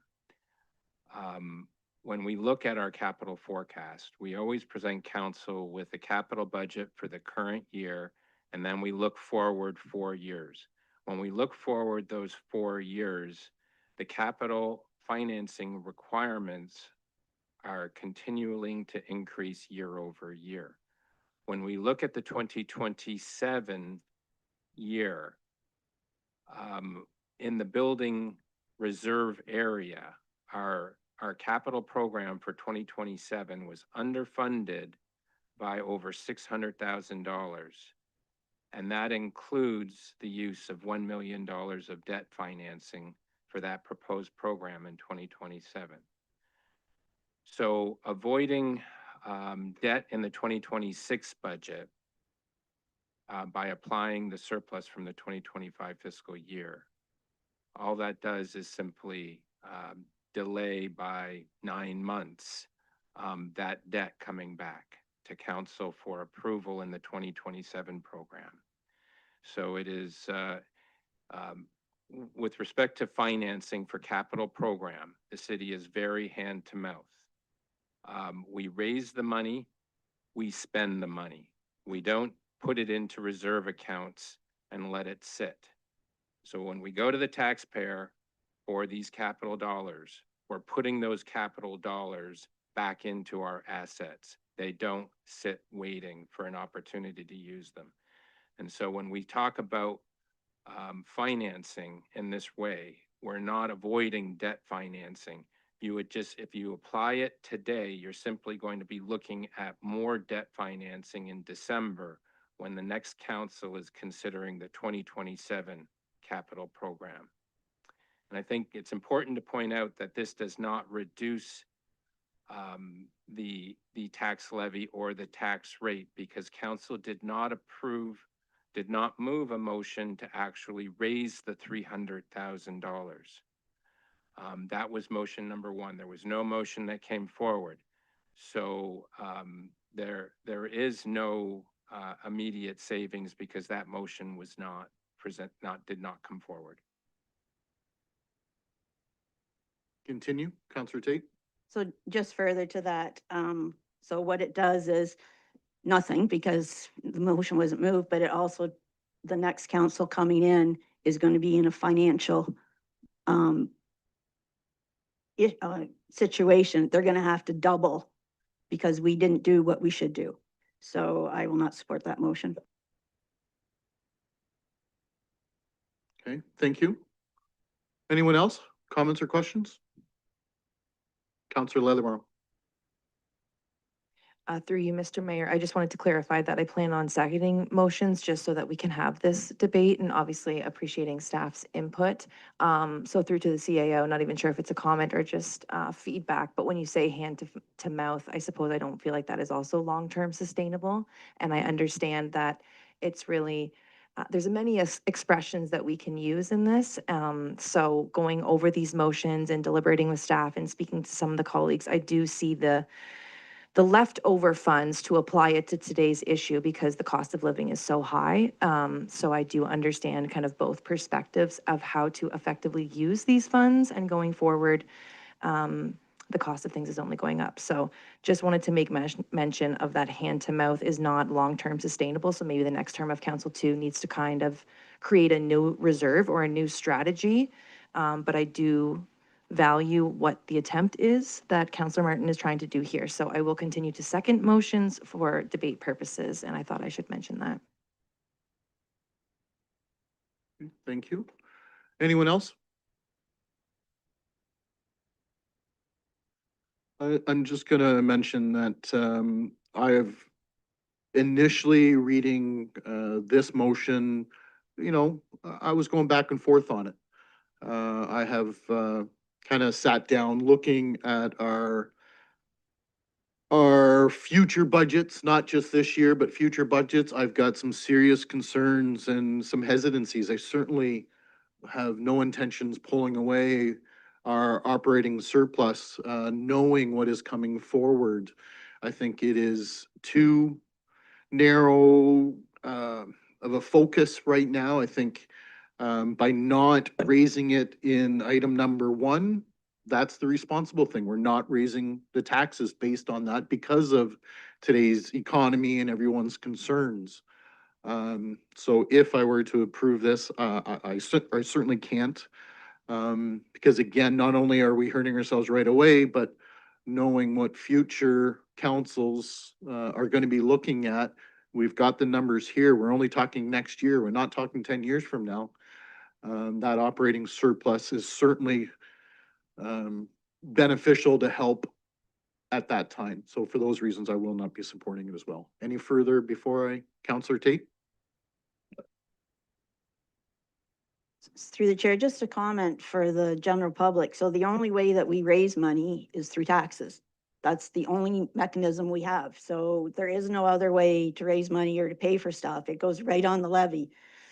So, this is why I've been yelling about this asset management report. We have to be really careful what we spend because anything new goes straight to the levy, goes straight to the tax bill of the homeowners and the renters and the business owners in this city. So there's no other way to raise funds other than taxing people. That's how it works. Thank you. Yes, that is a great, Counselor Lauder, did I see your hand up? Sorry. Yep. I will not be supporting this resolution that's been put forward. Listening to everything that has been said and especially what the CAO. CAO has, I've spoken with him and regarding this. And so I won't support this resolution. Thank you. I'm sorry. Anyone else? Okay, with that, I'll call the vote. All those in favor? Opposed? That motion fails. And that is 6-1. Next up, that brings us to number 2. Do we have a motion for item number 2? Which is 200,000 repairs to municipal building reserve. Counselor Martin? So as I understand it, if I bring this forward, then that makes 2A applicable. Yes, absolutely. Okay, so then the motion that the annual contribution of the repairs to municipal building reserve be increased by 200,000 and this year's contribution be used to replace the debt financing for indoor turf replacement project CWN 00012. Thank you. Is there a seconder on that motion?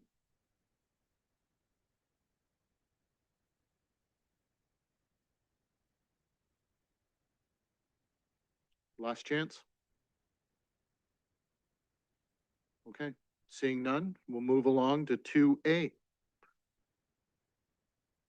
there a motion on 2A? Counselor I'll Martin? withdraw the motion. Okay, thank you. That brings us to item number 3, which is for contribution to a new culture master plan reserve. Is there a motion on number 3? Counselor Wismer Van Meer. For clarification, I'm able to present a separate motion from 3. Absolutely. Perfect, okay. Yes. I move that a contribution to a new culture master plan reserve in the amount of 50,000 be approved, funded from the Hydro Reserve Fund account 52010.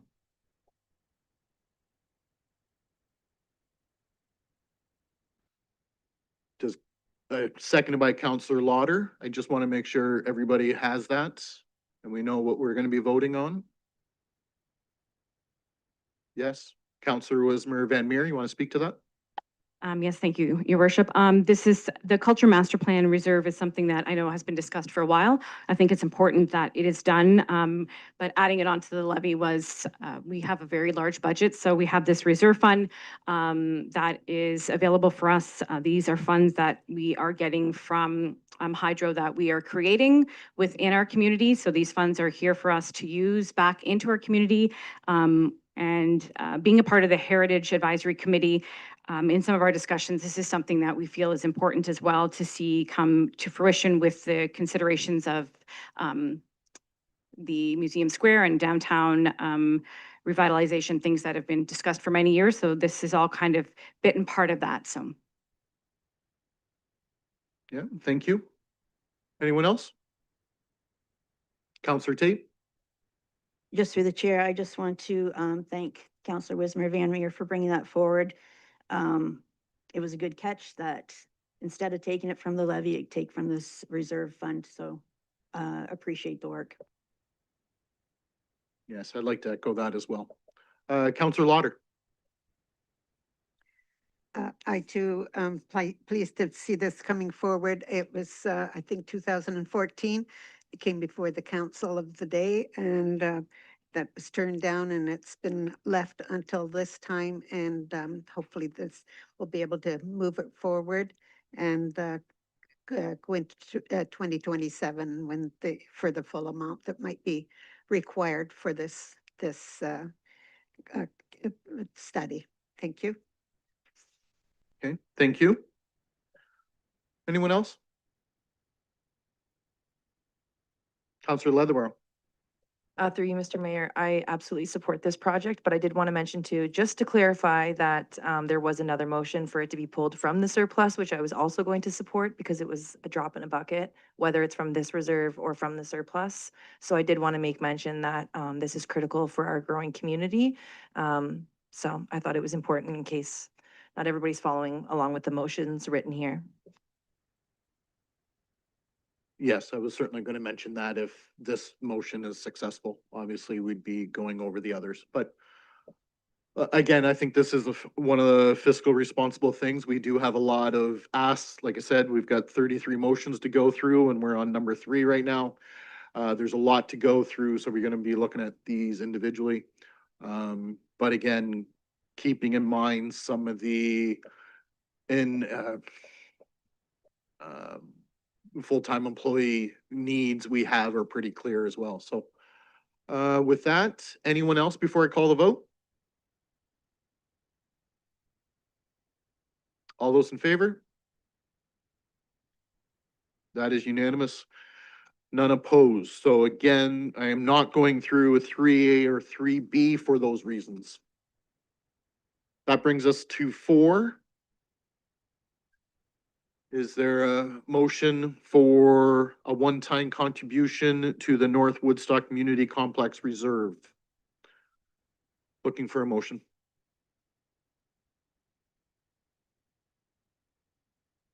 Counselor Leatherborough? Through you, Mr. Mayor, number 4, that that a one-time contribution to a new North Woodstock Community Complex Reserve in the amount of $750,000 be approved, and further that $75,000 of the contribution be approved for the development of a fundraising sponsorship strategy and be included in the 2026 budget. Thank you. Is there a seconder on that? Counselor Wismer Van Meer? Discussion? Counselor Leatherborough, speak to your motion. Through you, Mr. Mayor, I am just throwing a number out there, so I'm happy for council to deliberate or share their feedback on how they feel about that number, or if there's a better number or no number. Just trying to generate some discussion around this future facility. Okay, thank you. Anyone else? Comments or questions? Counselor Tate, sorry. Through the chair, I will not be supporting this. I won't support any amount going into this. So I want to go back to, we're not putting any money away for the repairs of our assets, which we know we're going to need. And now we're talking about putting money away for a brand new facility that we still have had no public meetings. We've had nothing. So we're going down the same path that we went with Streetscape. We passed something and a lot of people didn't seem to have any idea. So this is a lot of money. So that adds almost 1% onto the tax levy. So I think the public needs to know a little bit about this before we start putting money away. This is a really tough budget. As I've mentioned a number of times, we're coming into very, very difficult economic times. The job numbers came out today and they're not good. And the one place it's hitting the most is the youth. So I think there was like 54,000 jobs lost with the youth, not to mention the full-time. I think it was like 108 full-time jobs left. So I don't think this is responsible at this time to be doing this. We have to look at our asset management report, which I keep saying, and the CAO basically read us the Riot Act at the presentation. And now we're going to throw money into a new facility when we're not maintaining the existing. So I wouldn't support any money at this time. I would support deferring it till 2027 after there's been some public input meetings and the public is aware, because I don't think people understand this whole building is gonna be on their tax bill. So I've had people say, oh, we're getting a new arena. I said, well, where do you think the money's coming from? Well, the city. Well, the only place we're getting it is from the taxes. We have to let the people know what's going on, and there's been no discussions anywhere. So I cannot support it. Okay, thank you. Anyone else? Counselor Schadenberg. Yeah, I just want to, first of all, a clarification to the second part of that same motion. If the amount was less than $75,000 put towards the community complex, would that mean there's be no dollars available whatsoever for a development of a fundraising sponsorship strategy, whether that be hiring a person to do that, or would it end up not being able to be feasible? In other words, this is mixed together whereas part number 2 might be something you might agree to for the levy, and part number 1 is something you don't, or at least I don't agree to for the levy. Well, as it sits right now, yes, that is true. If there's a motion that is brought forward that's less than 75,000, obviously we can't carry through with the second part of that. If it's anything over and above that, I would still say we use the $75,000 number unless there's somebody wants to change that to put it towards, because I think that's really important to look at our future. So continue. Are we allowed to Counselor ask the Schadenberg? question to senior staff at Yes, this point absolutely. for further clarification? Absolutely. I guess the question therefore to Brian Connors, and I know you don't have blueprints or drawings or anything specific on a possible third arena, fourth arena, or swimming pool, et cetera, for Cowan Park, where the ball diamonds are, cricket pitch and whatnot are already existing. But what sort of is the timeline to be able to get some more, I'll use the pun of the day, concrete ideas or concrete plans that could possibly be worked into some sort of a 20-year debenture or whatever about possibly building this complex sooner rather than later? Your worship, through to the councillor's question. Currently, there is some rough plans that are in the works through a consultant that should come to council this year. However, timelines are completely up to council. So how fast or how slow this comes to being is a complete council decision. Continue.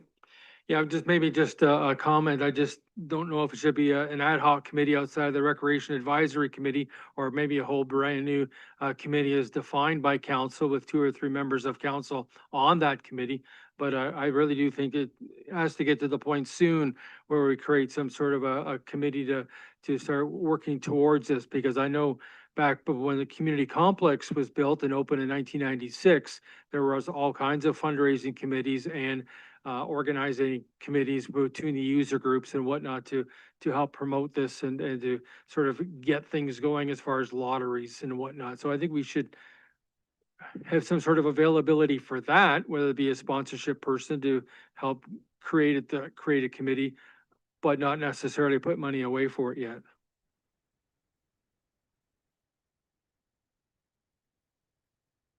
I don't think there was any real other question there, correct? Okay, thank you. Counselor Martin.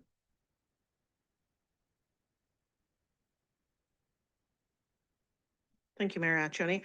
What I think I'm hearing from you, Councillor Schadenberg, is you would like to separate out these 2 motions. Would you like to make a motion to divide, or would you like me to make a motion to divide? Okay, a motion to divide the 2 items. How much wordiness do you need, clerk? A motion to divide is enough? I don't have to outline exactly? Okay. And a seconder. Is there a seconder? Counselor Scheinberg, I kind of thought you were gonna. Okay, discussion. Counselor Martin, would you like to speak to that then? Yeah, so then I would say that we're debating the first piece of the motion first, that it is the, as it was read, one-time contribution of 750,000 to the new, to the North Woodstock Community Complex Reserve be approved. So that's the first. Correct. Yep. Any other question, concerns, Counselor Lauder on that part? First part, that is, of course. Okay. I will not be supporting the first part. Sorry, Sure. sorry, excuse me, Sorry. the clerk. Okay, I need a seconder for the divide. So that's second. We all, yeah, thank you. All those in favor on the motion to divide? My apologies. None opposed. That is carried. My apologies. Thank you, Craig. Thank you. Now we're on that first section. Now, Counselor Lauder, go ahead. Thank you. I will not be supporting the resolution for the 750,000. I would certainly vote in favor of deferring anything to do with this complex until 2027, as we did with the pool, which was in the capital budget, and we delayed it until 2027. And so I could certainly support that. And I just, with the uncertainty in what's going on right now in all over, I just can't see getting in debt or doing anything on this particular project at this time. Okay, thank you. Anyone else? Counselor Tate? I think I spoke to this before, but I just want to remind council, and I don't know why we would have another subcommittee of council. So the original complex was community driven. So it was people in the community that organized it, did it, fundraised first, and then it was brought to council. So I'll keep saying, you got to let the public know what you're doing. And it's a lot of money, and they're going to be paying the entire shot. With the uncertainty going on, the cost of gas and oil is out of control and it affects every single thing. And I had this conversation with the mayor today. I was with a client yesterday, a multi-million-dollar revenue client. He went to buy some plastic containers for some of his supplies. These containers went up $50 a container. So he is not buying them. So you have to understand what the public is dealing with right now. It's really difficult. And I cannot see putting this on that. We have really high taxes here. And this is going to go directly on the tax bill. So I would like a recorded vote on that motion. Thank you.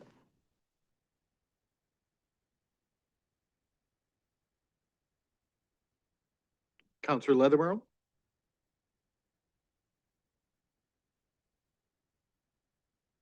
Through you, Mr. Mayor, I understand people's passion, but I don't appreciate being lectured when it was just a number to be put out there. And if it fails, it fails. But this repetitiveness of everybody needs to know what's going on Point and of things like order. I that. was stating my opinion. Mr. I Mayor? wasn't being lectured. I'm telling that the tone needs to come down, if I can continue. Ruling on this right now, I will say we are not going to get into this. We've Yes. got a lot of motions here tonight. I think point taking, let's leave this alone. So if I can just finish Counselor my thought. Leatherborough, continue. Yes, was Thank you. also, when we're reviewing the entirety of the budget, there was a recommendation of $1 million. So that is why I brought it down a little bit to 750,000 to generate discussion. But it is not a matter of being unaware of asset management or the cost of living. I think we are all under a lot of pressure with this budget. And so if this motion feels, that is fine. I just wanted to clarify that I was throwing a number out there to generate discussion, and we'll leave it there. Okay, thank you. Counselor Martin? I'd like to make an amendment to the motion and further that this amount be funded by the 2025 surplus.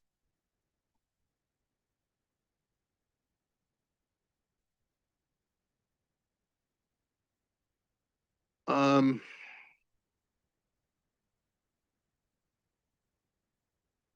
I don't know if that would be a friendly amendment or not. Yeah, okay. Is there a seconder on that motion?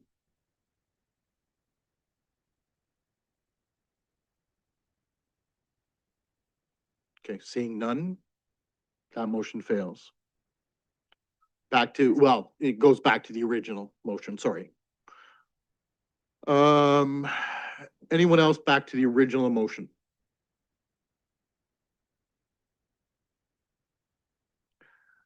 Well, I'm gonna certainly add that I am seriously concerned. I will echo most of what Councillor Tate has mentioned. I have the exact same concerns for everybody. But that also says that, the North Woodstock Community Complex, we know is going to happen at some time. I'd prefer sooner than later. We know we've got the Civic Center that is near the end of life.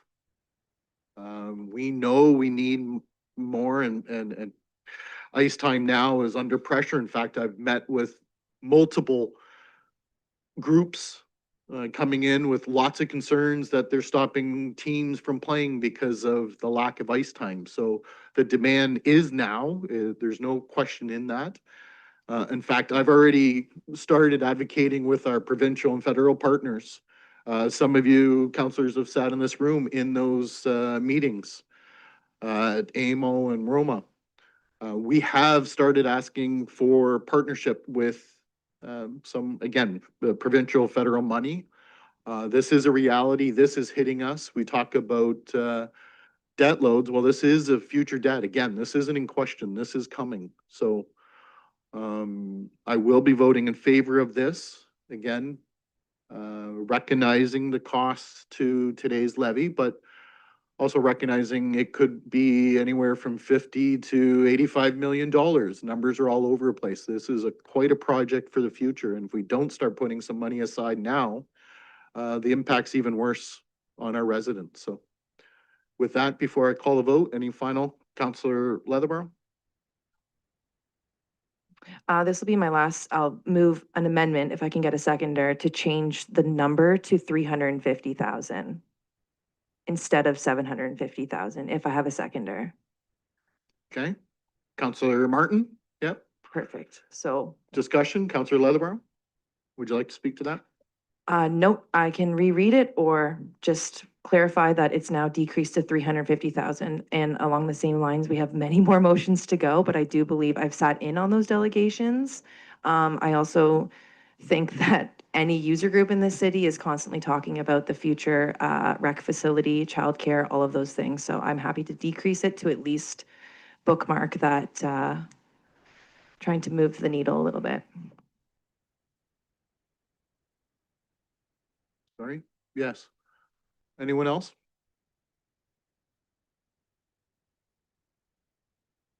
Okay, I'm just gonna say before I call it in. On the motion. Okay, looking for a motion to approve the amendment. Just a vote. Yeah, sorry. We have a seconder. All those in favor on the amendment? Opposed? That is carried 4-3. So now any discussion on the amended motion? Councillor Martin? Yeah, I'll just say that while this is now set to be an impact to the levy, which will be about 0.5%, I did give a mechanism for it not to be on the levy and to be funded out of surplus, but that didn't pass. So I think that we need to be putting money away to advance this work. As we talk to the provincial and federal governments in those delegations, they are looking for progress. They are looking for action. Doing nothing is not going to bring them to the table with funding so that we don't have to pay the full $85 million when the time comes. Yes, that has been very specifically mentioned, and I'll also remind, or I shouldn't remind, at county council last week, we did approve at county level the plan of subdivision for this area. So this has been moving through slowly, and now it's time to look at planning for it. Anyone else before I call the vote? Councillor Schattenberg. Yeah, I just wanted to add that Monteith Brown has done a needs assessment study for the city of Woodstock probably as recently as 3 years ago. Monteith Brown, a consultant that we've certainly used in the past, that does a very credible work. So I think we are moving the meter gradually, slowly, and it's hard to start spending money, I think, on at least $350,000. So I'll be voting against this motion for something that we haven't really even finalized what specifically we want to tackle first as far as the next phase goes at the Cowan Fields or the North East Rec Complex. Okay, anyone else?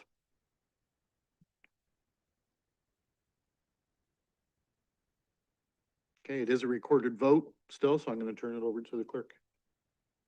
Thank you, Your Worship. So for clarification, the first motion that we'll vote on as amended is that a one-time contribution to the new North Woodstock Community Complex Reserve in the amount of $350,000 be approved. So we'll start with the mover, Councillor Leatherbarrow. Yes. Councillor Martin. Yes. Councillor Schattenberg. No. Councillor Tate. No. Councillor Wismer Van Meer. Yes. Mayor Accioni. Yes. And Councillor Lauder. No. That motion carries 4-3. Okay, thank you. That brings us to the second motion now. And that is, of course, and further that $75,000 of the contribution be approved for the development of a fundraising sponsorship strategy and be included in the 2026 budget. Looking for comments or questions. Councillor Schattenberg. Again, as a point of clarification therefore, Mayor, I just wanted to make sure that what we're looking at then is 275 for the first part, it goes against the levy, plus $75,000 for the fundraiser sponsorship part. I see an agreement from the That would be, CIO. yes, that would be the way I understand it as well, yes. And I guess one more further comment, then the 75,000, I think could be sort of sewn into the idea of a grant strategy too. So it's one thing to sort of look for people locally that might be assisting on the sponsorship or fundraising side, but also on the grant side would be to higher levels of government to consult with them at the same time. To your first question, Councillor Schattenberg, and I'm gonna look at the CAO and our CFO maybe for some guidance here. Because we separated those out, now I think they're completely separate. So this would now be a separate $75,000 at this point. That would be levy based because we haven't changed the wording to that. Would I be correct on that? Your worship, my interpretation would be that the wording is quite clear that it's 75,000 of the prior contribution. That's the way it was crafted. The manner in which council addresses it shouldn't alter the original intention. Of course, council can reframe it and make it a supplementary 75 if it so wishes. Okay, thank you. So maybe I'll just look around the room to see if anybody wants to make any amendments. So we will include that as part of the original 350,000 then. So we are, just to be clear for everybody at home as well. So Councillor Schattenberg? Yep. So at 275 plus 75. That would be correct. Okay. Yes. If this motion passes.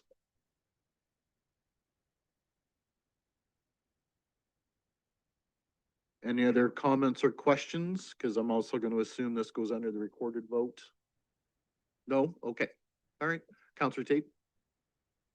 No, it's a complete different motion. So just through the chair, I'm not going to support this motion either. I would like to see it deferred to 2027. I know the hospital is in the middle of trying to fundraise a large amount of money for a healthcare facility in Woodstock. So I think, you know, Oxford County and Woodstock is very generous. They've done amazing fundraising, but I think we're maybe fundraised out for a short time. So I would support it in 2027. I think it's an important part of it, but I just can't see it this year.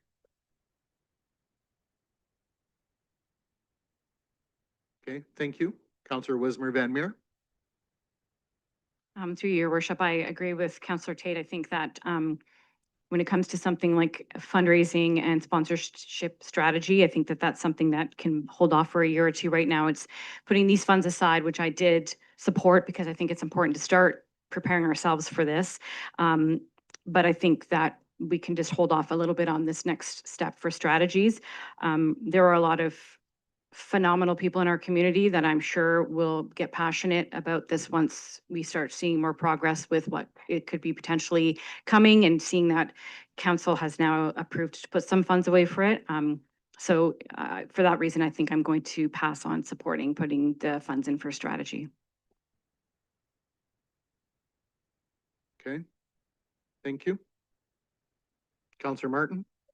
So I'm a little bit, it seems a little contradictory that we just heard that the last complex was initiated by fundraising and now we're talking about not doing the fundraising. So I think this is a fundraising sponsorship strategy. We're not actually going to the donors in 2026, most likely. I think that the development of a strategy in 26 with implementation in future years, this again continues to get keep the ball rolling on this initiative and keep this in front of provincial and federal funders. So it has my support. It's not an addition to the money we've already approved. It's inclusive of the money we've just approved. Okay, thank you. Counselor Tate? Or just through the chair, because I was the one that commented on that. The reason I commented was the fundraising was initiated by the community. It wasn't initiated by the city. So that's why I would say wait a year, because as I said before, I don't think the public knows what's going on and I don't think they understand the cost. Like when you throw around 50 and $80 million in this meeting, I think you're going to scare a lot of people and I don't think anybody knows what we're even talking about. So I think deferring it is probably wise until the public even knows what is going on. Yeah, thank you. Anyone else?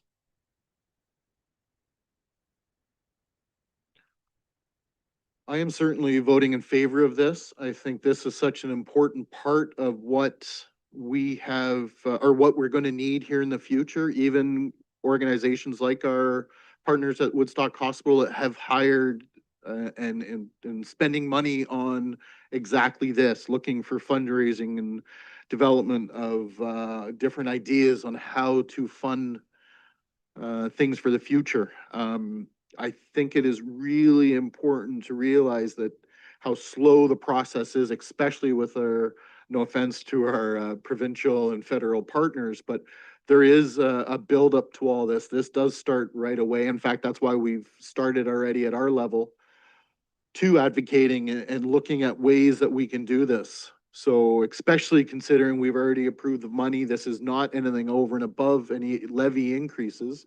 I'm certainly going to support this to look at a plan on how we can raise these funds, because again, we know it's coming. This is not a dream. It's not a wish. We do know our city needs this, and I will be voting in favor of it. So anyone else before I call the motion? Or call the vote, I'm sorry. Seeing none, I'm going to call the vote. All those in favor? Opposed? Motion carries 4-3.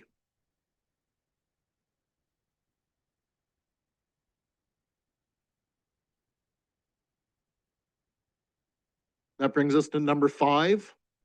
So an annual contribution to the capital out of revenue, I'm sorry. Is there any motion?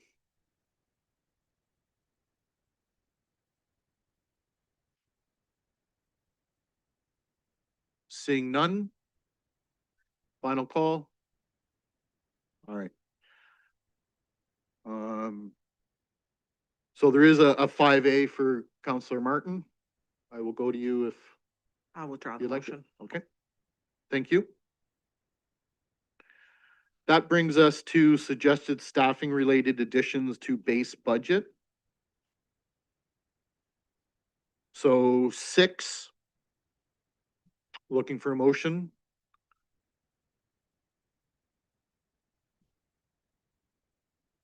Councillor Lauder.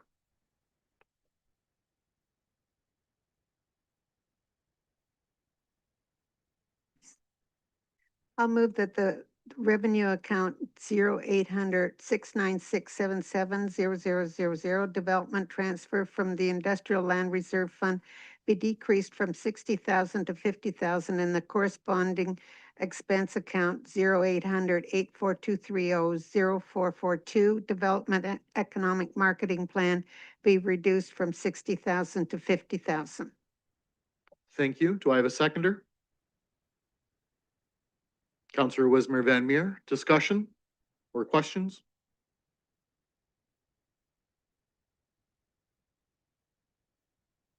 Seeing none, I'd just like to say thank you to our staff for going through their own budgets and recognizing any savings they can, and that's where this one comes from. So thank you for that. Anything else before I call the vote? All those in favor? None opposed, that is carried. Moving along to number 7. Staffing request from Administrative Services for a full-time accounts payable clerk. Do I have a motion? Counselor Schattenberg. That the staffing request from Administrative Services for a full-time accounts payable clerk in the amount of $32,900 be approved, and further that $7,500 of overtime costs be converted to full-time labor costs, and further that $3,000 for information technology equipment be approved. Thank you. Do I have a seconder? Counselor Martin. Discussion or questions? Counselor Schattenberg. This is the first time we've been talking about an FTE or a new employee for the city of Woodstock, so I just want to get clarification, likely from the CAO, that if we hire somebody now, we're assuming that it might be for 6 months or 5 months, but that automatically becomes a base budget item then for 2027. In other words, the number goes up and it also becomes something that's a base budget item. Your worship, through to Councillor Schattenberg, that is correct. It becomes a annualized cost in the 27 revenue fund budget. This is a partial year. Thank you. Anyone else? Counselor Martin, I think I saw your hand first. I'll just be quick and say that I fully support this position. This is one of the positions in which we have people processing an extreme amount of paperwork as per what is the normal expectation of an accounts payable clerk. I'll probably say this a number of times here tonight, that there is provincial legislation that requires us to provide, not just us as a municipality, but all businesses to provide a work-life balance to employees. It's called the Working for Workers Act, I believe it was in 2021.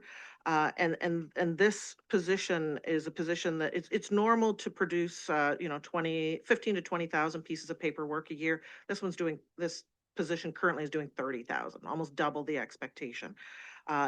We have run far too lean in this department for so many years, and it's time to catch up. Yes, thank you. Counselor Tate. I was just going to echo the same comments, and I think for the public's benefit that they need to be, since we're just starting all the positions that we need here, we have run really, really lean, and just for the public's benefit, a lot of these positions, if they're management, they don't get paid for overtime, and they're allowed to accumulate only 70 hours maximum.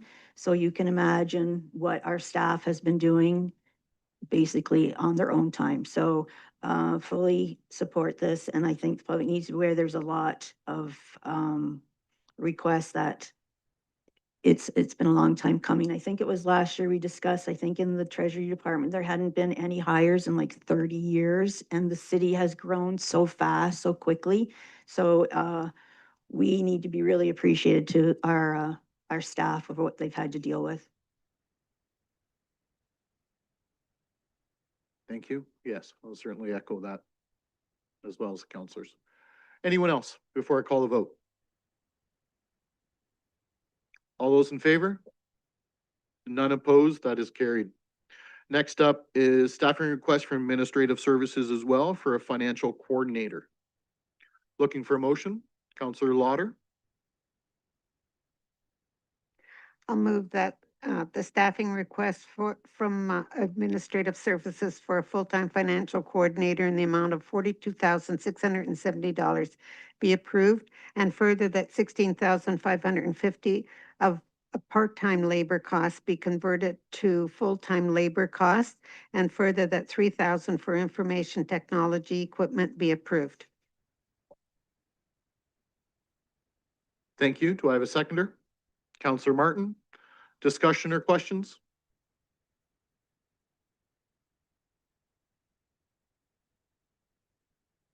Call the vote. All those in favor? None opposed, that is carried. So it brings us to 9, staffing request from Administrative Services as well for a full-time accounting clerk. Do I have a motion? Counselor Martin? Thank you very much, Mayor Accioni. That the staffing request for administrative services for a full-time accounting clerk in the amount of $36,360 be approved, and further that $3,500 of overtime costs be converted to full-time labor costs, and further that $3,000 for information technology equipment be approved. Thank you. Do I see a seconder at all? Counselor Lauder, discussion or questions? Counselor Martin? Yeah, just again, fully supportive, and that obviously we're incurring overtime costs, and so that's a really clear indication that it's time to staff up. Yeah, again, I agree. Anyone else before I call the vote? All those in favor? None opposed, that is carried. Number 10, from Information Technology for a full-time network engineer. Counselor Tate? I'll move that the staffing request from the Information Technology for a full-time network engineer in the amount of $74,900 be approved, and further that $3,000 from information technology equipment be approved. Thank you. Do I have a seconder on that motion? Counselor Wismer Van Meer? Discussion or questions? Counselor Tate? Just through the chair, I just want to emphasize again the amount of hours our IT department have been putting in, and they get nothing back for it. They get their maximum they're allowed, and as we know, security is extremely important. Yes, again, agreed. Anyone else? I'll call the vote. All those in favor? None opposed, that is carried. Number 11, staffing request from Public Works for a full-time manager of our roads and solid waste. Looking for a motion. Counselor Lauder? I'll move that with the staffing request from Public Works for a full-time manager of roads and solid waste in the amount of $10,540 be approved, and further that revenue account 0300-694-18000 Public Works revenue right-of-way permit be increased by $30,000, and $40,000 of contract services be converted to full-time labor costs be approved, and further that $3,000 for information technology equipment be approved. Thank you. Second by Counselor Martin. Discussion or questions? Counselor Tate? Just through the chair, I just want to thank the Public Works Director. There was a lot of questions, I think, from everybody, and you did a very good job of explaining it and why we need it, and I appreciate the work that you put into it. Thank you, Counselor Martin. Yeah, fully supportive of this. Under key deliverables, there's a number of projects that need to be addressed in Public Works. But for me, you had me at leaf collection program review, because that is one that has caused enormous frustration and many phone calls and emails, and scraping of leaves being collected on my street at 10:30 at night with people wondering why we couldn't get to this last year when the leaves fell late and the snow fell early. So a review of that program and perhaps a better option is one key reason why this position is required. Counselor Lauder? Thank you. Yes, and I was out on my walk yesterday. I saw them scraping up piles of leaves. I couldn't believe that there was that many leaves around yet. But also in talking with Jeff, it's proven that there's so much overtime and that people are not getting extra pay for it. And I certainly support this position. Thank you. Anyone else? I just want to echo what counselors have been saying here through the Director of Public Works. Thank you very much. I think on a few items was well explained, and you took the time, you sat down, you talked to anybody that wanted to speak, but also sent out individual emails I'm aware of to explain the importance of the ask. So Thank you for that. Anything final before I call the vote? All those in favor? None opposed, that is carried. Number 12, also from Public Works for a full-time stormwater service and winter control assistant supervisor. Looking for a motion, Counselor Tate? I'll move that the staffing request from Public Works for a full-time stormwater service and winter control assistant supervisor by converting part-time hours be approved. Thank you. Is there a seconder? Counselor Wismer Van Meer. Discussion or questions? Counselor Schadenberg.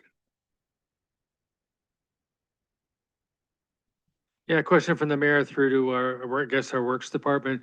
Someone who's an assistant supervisor, do they still jump into the vehicles and drive during a snowstorm?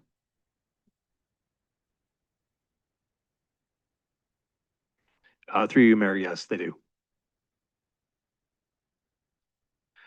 Just to follow up on that quickly, more is just a comment than anything else. To sort of say, we obviously have a great crew in the city of Woodstock. I just would want to have confirmation therefore by saying that I'm going to approve this motion, that it's important to have a lot of workers as opposed to too many supervisors. I'll say that out loud. It's a difficult thing to say, and I can't analyze your work schedules, but just wanted to make sure that there's still a worker. Through you, Mayor, I would counter as well. It's important to have as many supervisors as it is for span of control and for coverage as well. So it's also an important role. Thank you. Anyone else? Seeing none, I'm going to call a vote. All those in favor? None opposed, that is carried. Next up, number 13, staffing request from Public Works for a full-time stormwater services and winter control sewer maintainer. Looking for a motion, Counselor Martin. Thank you, Mayor Accioni.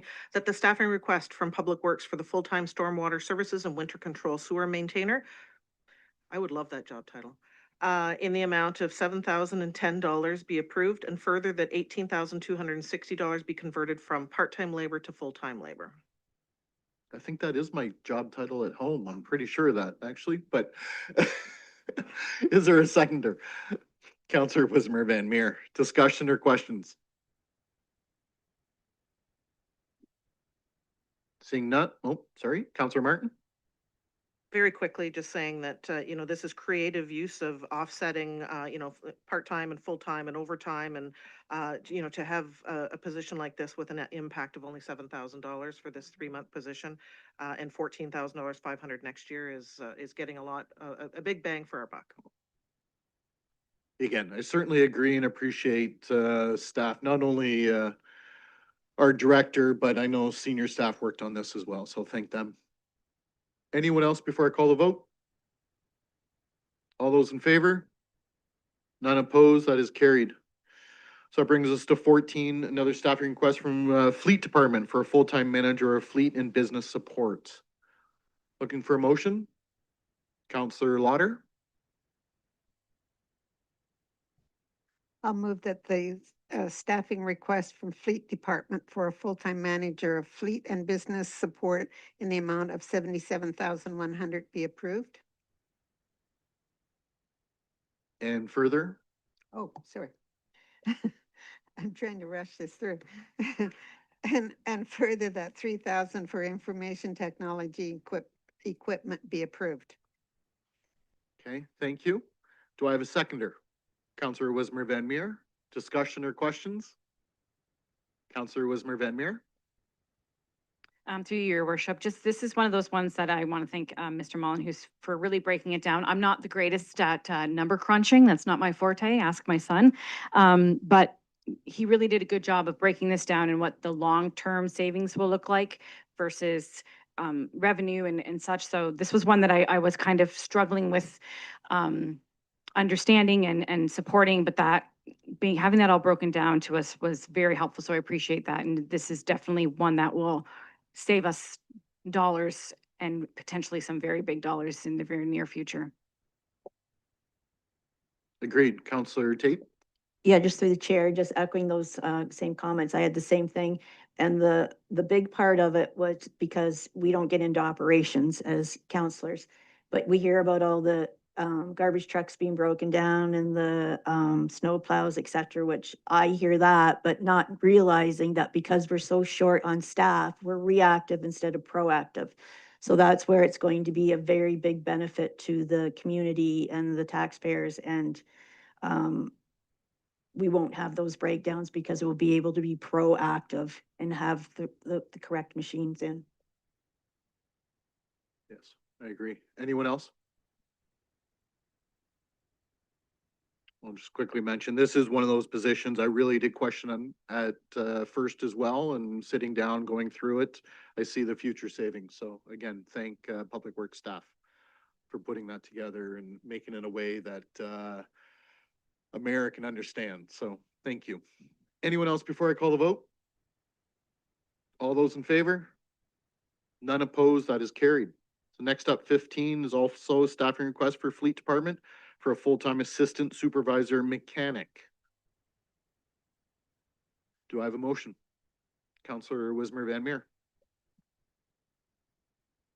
I move that the staffing request from the Fleet Department for a full-time assistant supervisor mechanic in the amount of $24,500 be approved, and further that a conversion of $53,300 from various contracted services be converted to full-time labor costs be approved.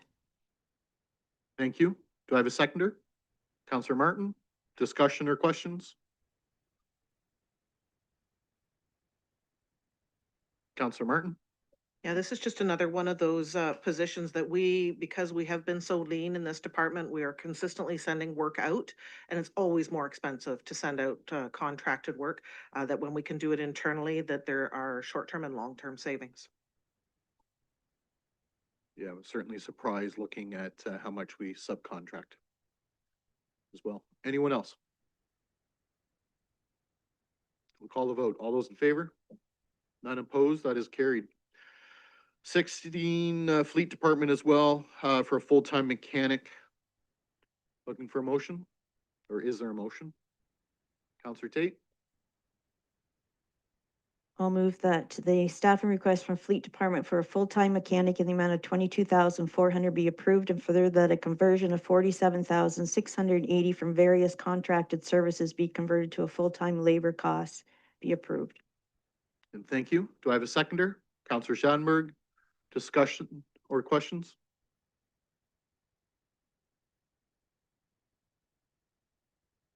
Seeing none, call a vote. All those in favor? None opposed, that is carried. 17, this is coming from an on-call pay for lead hand time in the transit department. Is there a motion? Counselor Lauder. I'll move that the request for increased hours of on-call pay for lead hand time in the transit department in the amount of $27,440 be approved. Thank you. Do I have a seconder? Counselor Leatherborough. Discussion or questions? Seeing none. All those in favor? None opposed. That is carried. I'm just gonna pause for a second here. We're about halfway through the motions. We're 2.5 hours in. Would anyone like to take a 5-minute break? I'm getting some. Okay, so actually, why don't we say 7 minutes from now will be 9:30? Let's try to get back into our seats for 9:30 if we may. Call a short break. Thank you.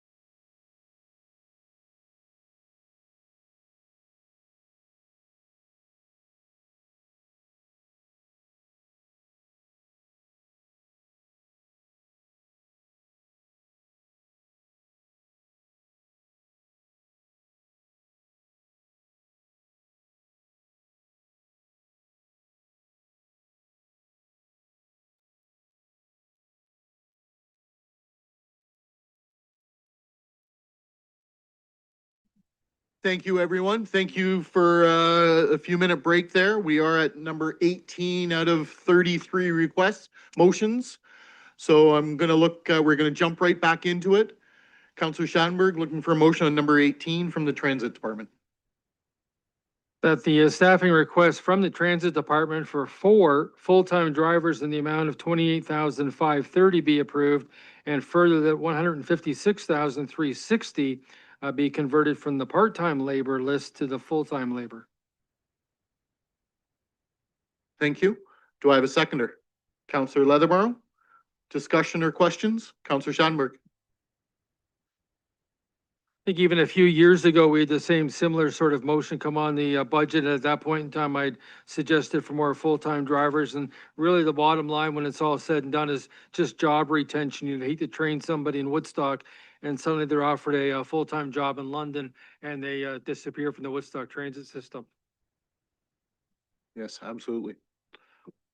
Anyone else? Seeing none, I'll call a vote. All those in favor? None opposed, that is carried. Again, I want to thank staff for bringing this forward because I think this is really important to look at those long-term costs of rehiring and training and everything else. So thank you to staff.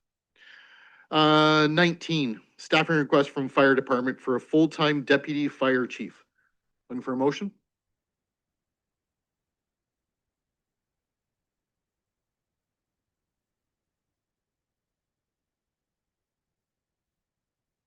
Last chance, looking for a motion?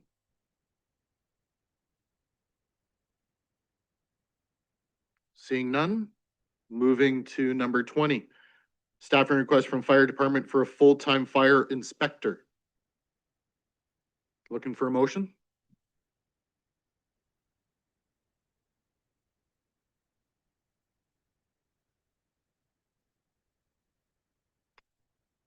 Last chance, looking for a motion?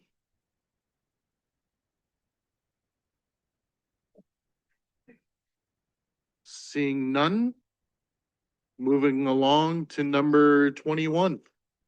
Staffing request from the Parks and Rec Department. Looking for a motion?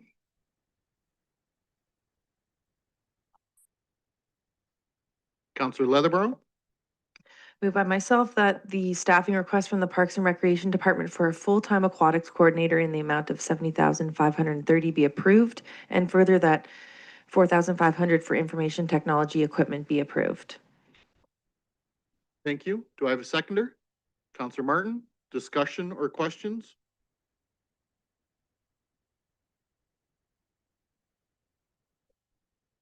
Seeing none, I'll call the vote. All those in favor? None opposed, that is carried. Number 22, staffing request from Sportsplex Department for a full-time custodian. Do I have a motion? Councillor Lauder?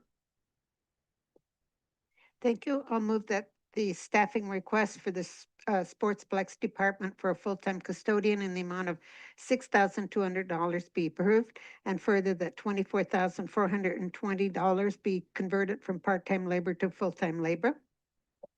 Thank you. Do I have a seconder? Councillor Schattenberg, discussion or questions?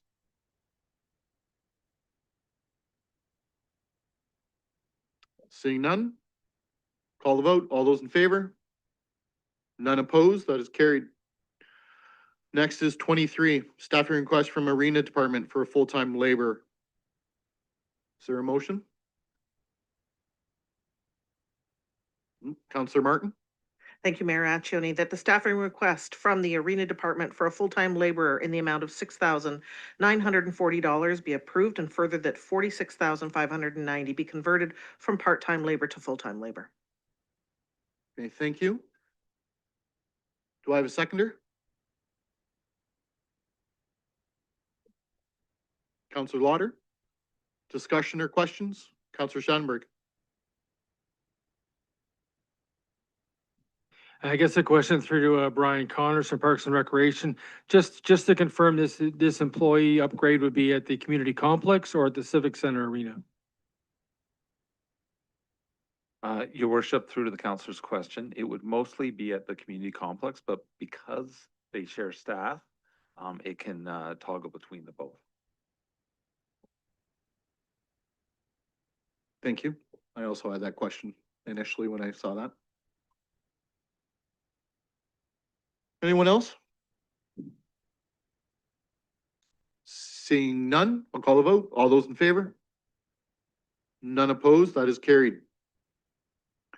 So these are suggested additions to base budget. Request from Parks and Rec Program for a youth teen programming. Do I have a motion? Counselor Wismer Van Meer, I move that the request from the Parks and Recreation Department for the continuation of the youth teen programming in the amount of 27,000 be approved. thank you. Seconded by Counselor Leatherborough. Discussion or questions? Counselor Tate?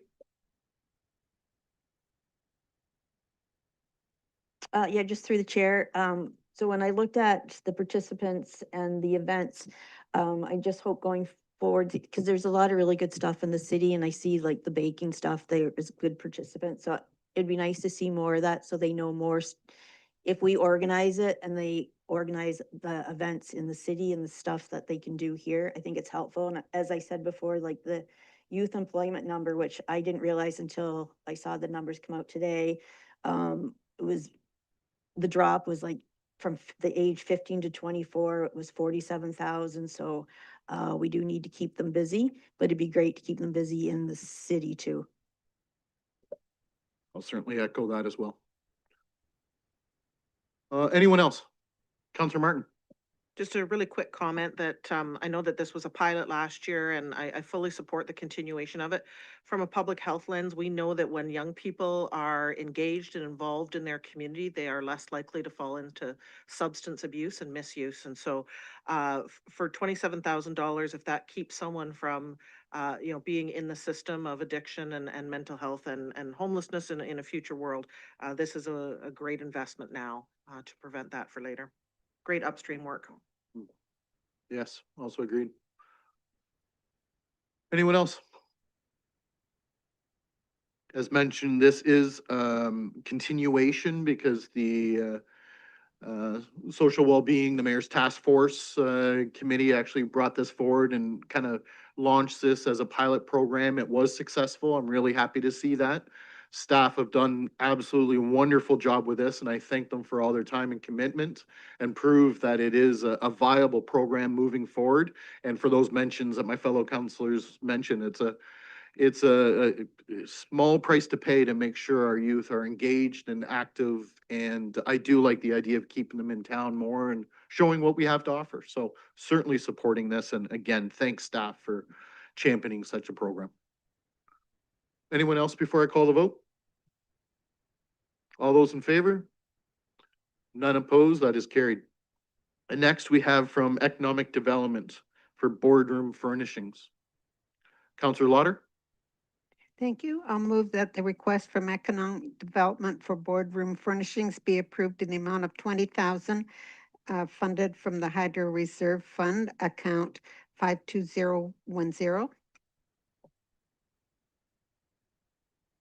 Thank you. Is there a seconder on that?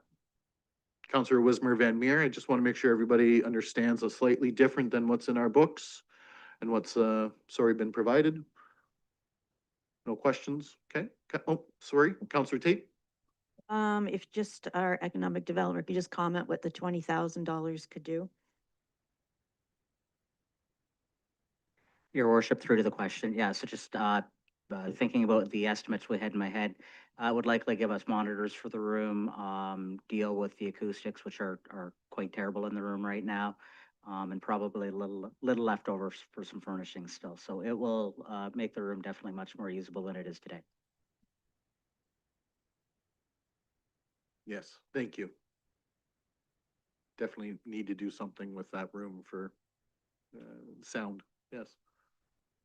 Anyone else before I call the vote? All those in favor? None opposed, that is carried. I want to thank Councillor Lauder also for looking other ways to help fund things.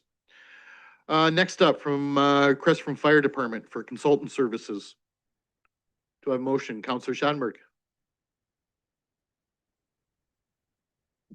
Motion that the request from the fire department for consultant services to develop a Woodstock Fire Department organization wellness strategy in the amount of 60,000 be approved.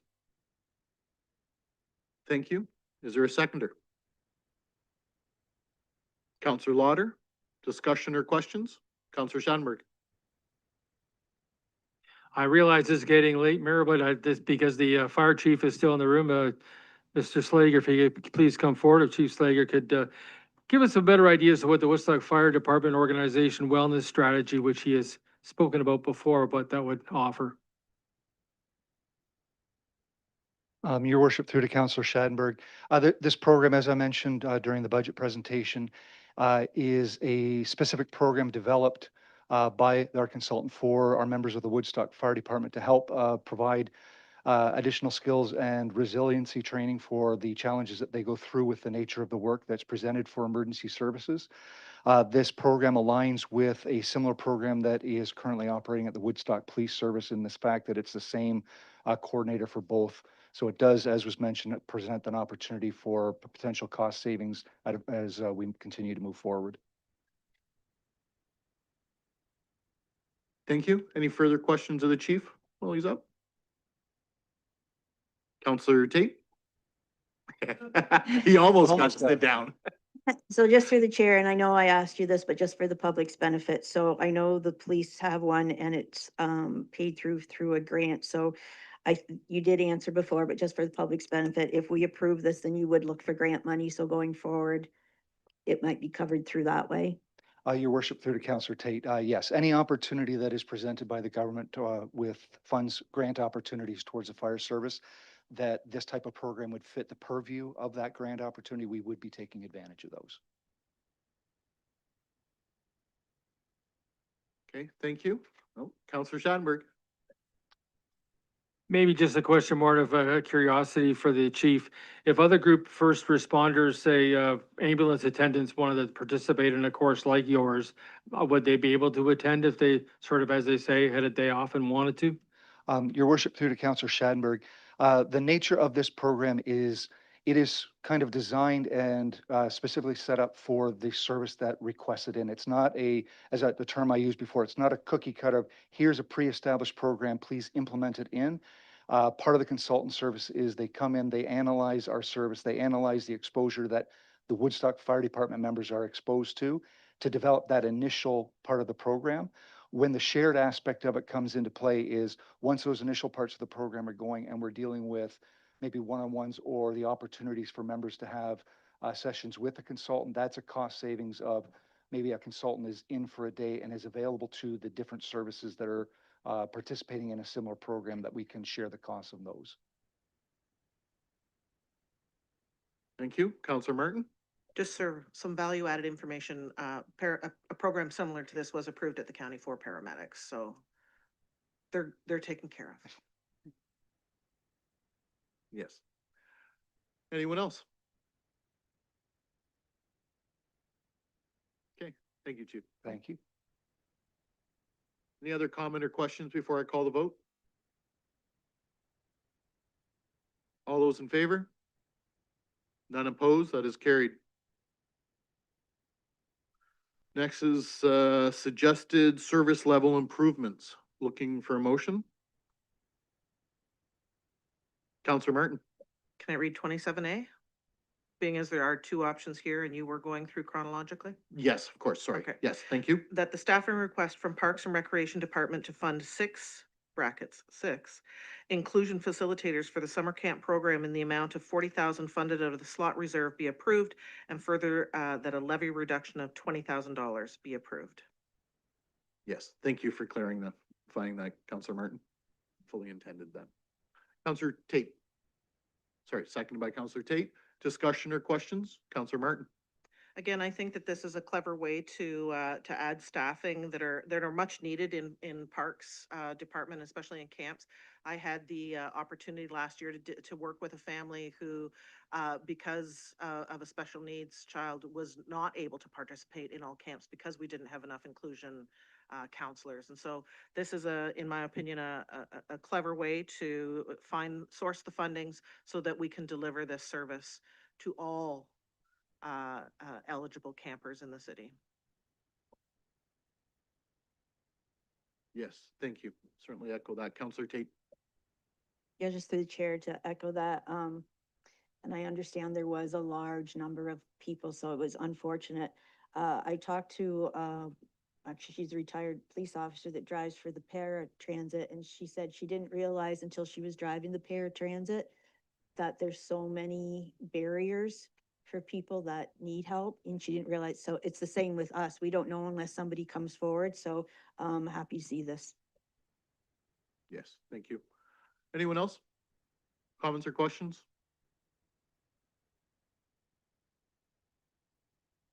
Well, as I already mentioned, I certainly echo that. It is something I do get calls on a fair bit in my office of concerns. So I think I want to thank staff, sorry, for again, looking at the problem and seeing how we can make sure everybody is inclusive and attend these in a fiscally responsible way nonetheless as well. So thank you.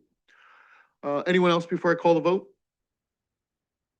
All those in favor? None opposed, that is carried. Next, we have motions from council. So 28, Councillor Lauder. Thank you. I'll move that the revenue account 0710-6820100000 operations revenue paratransit be increased from 45,000 to 55,000. Thank you. Is there a seconder? Councillor Wismer Van Meer. Discussion or questions? Councillor I'll Lauder. just speak to the ones that's Absolutely. going forward. With all 5 motions before you, these requests, I have contacted both Mr. Connors and Mr. DeHaan for their approval before bringing them forward. These requests are increasing the revenue budget lines more in line with the revenue from 2025. When staff are putting their budgets together, they don't have the final figures of revenue. And so I was going through and asked them if I could increase them, and they said I could. So I'm doing it on their permission. Yes, and I'd just like to say thank you very much for taking that task on, going through them and involving staff and departments accordingly. So thank you for that. Anyone else before I call the vote? All those in favor? None opposed, that is carried. Councillor Lauder. I'll move that revenue account 07036730900000 ICE rentals be increased from 228,000 to 250,000. Thank you. Is there a seconder? Councillor Tate, discussion or questions? I'll call the vote. All those in favor? None opposed, that is carried. Councillor Lauder. I'll move that the revenue from revenue account 07086790900000 ICE rentals be increased from 840,000 to 885,000. Thank you. Do I have a seconder? Councillor Tate, discussion or questions? Councillor Shattenberg. I'm not sure there should be a question through to Mr. Connors or Councillor Lauder, but I just wanted to know these 2 different accounts for ICE rentals. Are these for 2 different arenas or 2 different user groups?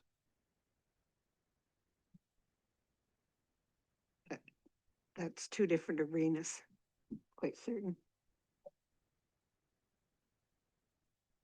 Okay, thank you.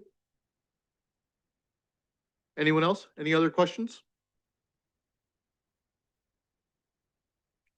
Just mentioned, I think this follows along and showing the, above normal increases we've been seeing in our ICE rentals.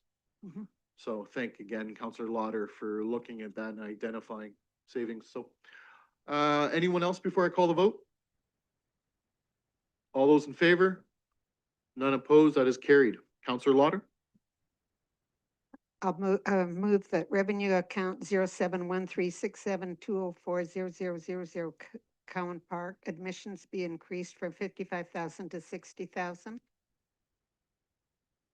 Thank you. Do I have a seconder? Councillor Shattenberg, discussion or questions?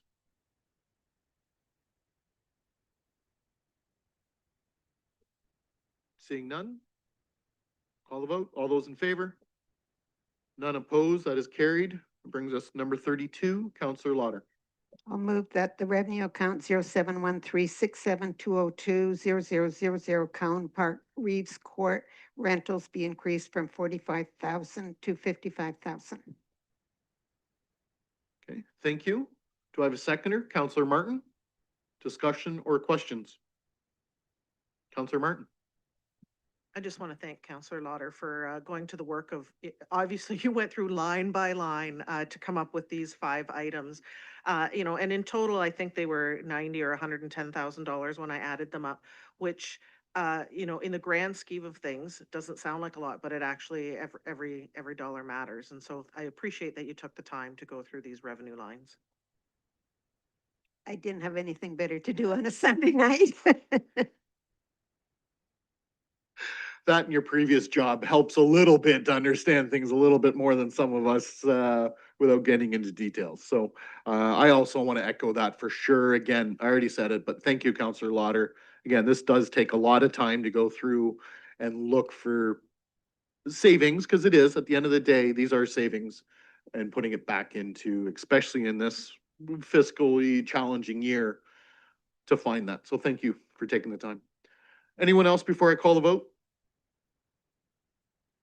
All those in favor? None opposed, that is also carried. A new motion brought just recently to this. I'm going to go to Counselor Tate. Not happy about it, but None of us are. I'll move that the account 0709-77101-0803 transit equipment charges owned be increased by $230,000 in response to increases into the cost of fuel. Thank you. Is there a seconder on that? Counselor Schattenberg. Discussion, Counselor Tate. Just through the chair, thanks to the CAO to catch that before it got too late, and it's really unfortunate. And we don't know how long it's gonna last. I just have a question though. So this was transit, but what about all the other vehicles? Your worship, through to Councillor Tate, all the other vehicles will also suffer the same impacts from rising costs of fuel. The difference with those is the manner in which we budget the remainder of our fleet. We budget using a system that the difference between the amount that we budget for it and our actual vehicle cost goes to a replacement of equipment reserve. So increases in cost of operations just simply reduce the amount that we set aside for that annual replacement of equipment reserve. So it doesn't hit the budget bottom line in terms of a deficit because of that softening, that cushioning impact. That same doesn't apply to transit. We budget those costs directly. So when we experience cost increases in the operation of the fleet, it immediately results in a realization of a deficit in that department. And that's why you're addressing transit, but not the remainder of the fleet. Mm-hmm. Thank you for that explanation, because again, that was the reality when we realized what the impact of diesel fuel is going to do now that it's $2 plus. That's a big jump from what it was. So, and who knows where it stops, unfortunately. I hope that's enough. Anyone else before I call the vote? Seeing none? All those in favor? None opposed. Again, that's carried. So I thank the CAO for bringing that forward, as well as transit staff for flagging that to be attention and us able to get it in to the budget discussions tonight. So it's less of a concern. It's always a concern still. With that, is there any other motions that I'm not aware of before I turn it over to the CFO for a total? Looking to council, no other motions, then do you need more time? No, I'm getting nods over here. Wow, you guys have been following along. Okay. CFO Harper, please let us know what we're looking at before we actually do a final vote, if you don't mind. Through the mayor here, so I have a total levy of 88,000 or $88,140,039. That equates to a levy increase of 6.99 with a tax rate of 4.11.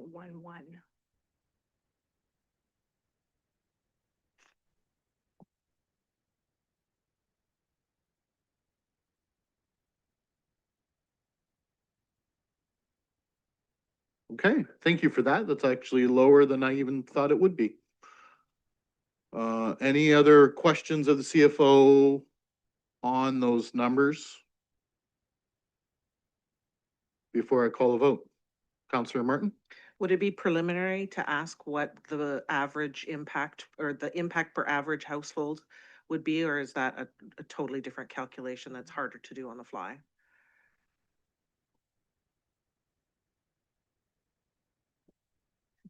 So that is the 4.11%. Oh, But you're talking per the average household, what to expect? yeah, I'd have to grab the spreadsheet, so I'd have to.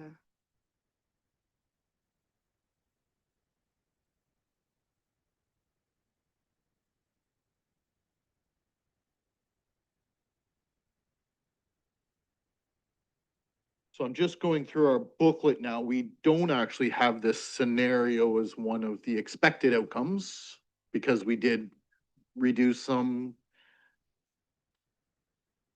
But yeah, actually, that's what I was wondering on.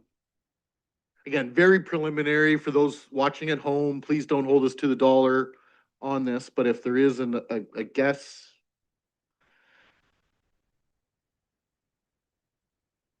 So approximately $130 on the average assessment based on MPAC. If you go to your impacts, it'll be up and down. I don't have those average assessment here in front of me right now, but, sorry. Oh. So around $133, I'm being told is closer to that number. So approximately $133. Of course, through our communications, we will be putting out some exact figures for everybody at home, but just so this council has an idea what we're voting on right now. Any other questions before I look for a motion?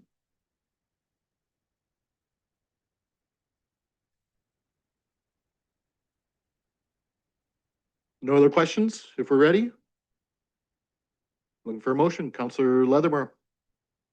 Moved by myself that Woodstock City Council approve the 2026 City of Woodstock and Woodstock Public Library Board Revenue Fund budget as amended, and further that Woodstock City Council approve the 2026 Woodstock Police Service Board budget as presented, and further that the Chief Financial Officer be directed to prepare the necessary bylaw for council consideration. Okay, thank you. Do I have a seconder? Councillor Martin, discussion? Councillor Tate? I just want to thank the staff again for all their work. It was a really difficult budget and they knew we were under a lot of pressure. And thank you for all coming tonight. As I mentioned before, nobody's getting paid for this, so appreciate the support to come and all the work that went into it. Yes, for sure. Any other comments or questions? Seeing none, then I'm just gonna echo Councillor Tate. I want to thank staff. This has been months in the works. The work that goes into this, nobody is going to appreciate until they actually do it. So thank you to staff. Thank you for your patience. I know you've answered probably a lot of silly questions with your expertise, but we do appreciate the time you take. And I got to admit, nobody's ever made me feel stupid asking a question. So I do appreciate that. And to those that have been here all night, thank you. Thank you very much. With that, I'll look for a vote. All those in favor? None opposed, that is carried. So we do have an approved budget. Again, for those watching, an effective rate of 4.11%, which is approximately $133 on the average household based on current MPEC assessments. But we're not done yet, so we've still got lots to do. So from engineering tonight, looking for a motion for Canterbury Street to Gray Street on Wellington Street being worked. Councillor Schanberg. The Woodstock City Council awarded tender for the reconstruction of Wellington Street North, Canterbury Street, and Gray Street to Viewcon Construction Limited in the amount of $2,867,990.52 inclusive of HST. Thank you. Do I have a seconder? Councillor Lauder, discussion or questions? Councillor Schanberg. Not to throw Mr. DeHaan to a loop here, but Wellington Street North, it's certainly not the entire section of Wellington Street North. What specifically is going to be done this year for 2026 for residents on Canterbury Grace and one little section of Wellington Street North? Your worship, through the counselor, I do not remember. I'll be honest. Yeah, we're gonna construct a road. I know it's adjacent to what we did last year. I just don't remember how far. Let me send you an email tomorrow. Is it? It is in the report, so it is in front of us. Council can certainly look at that and pull that up through the engineer. But as well as those watching at home, hopefully, I imagine they would have the agenda in front of them and hopefully can take a look as well, but it is a big agenda, so Mary maybe to that's Canterbury, too there much it is. of an assumption. From Mary to Canterbury, there. Yeah. Any other questions or comments? Seeing none? All those in favor? That is carried. Next up is an item that I did declare an indirect pecuniary interest, so I'll ask Acting Mayor Schanberg to come take the chair.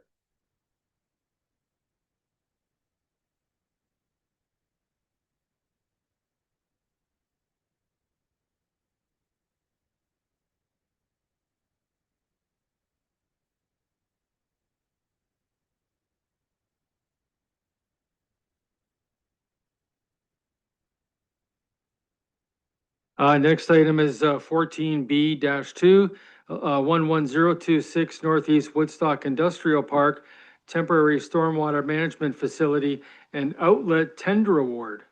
Do we have a motion?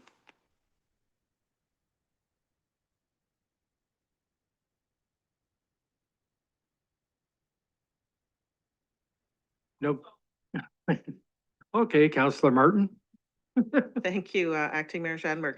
That Woodstock City Council award the tender for the construction project to Network Sewer and Water Main Limited in the amount of $2,792,972.11, inclusive of HST. And a seconder? Councillor Wismer Van Meer. Any comments or questions? We'll vote then. All those in favor? It's passed unanimously.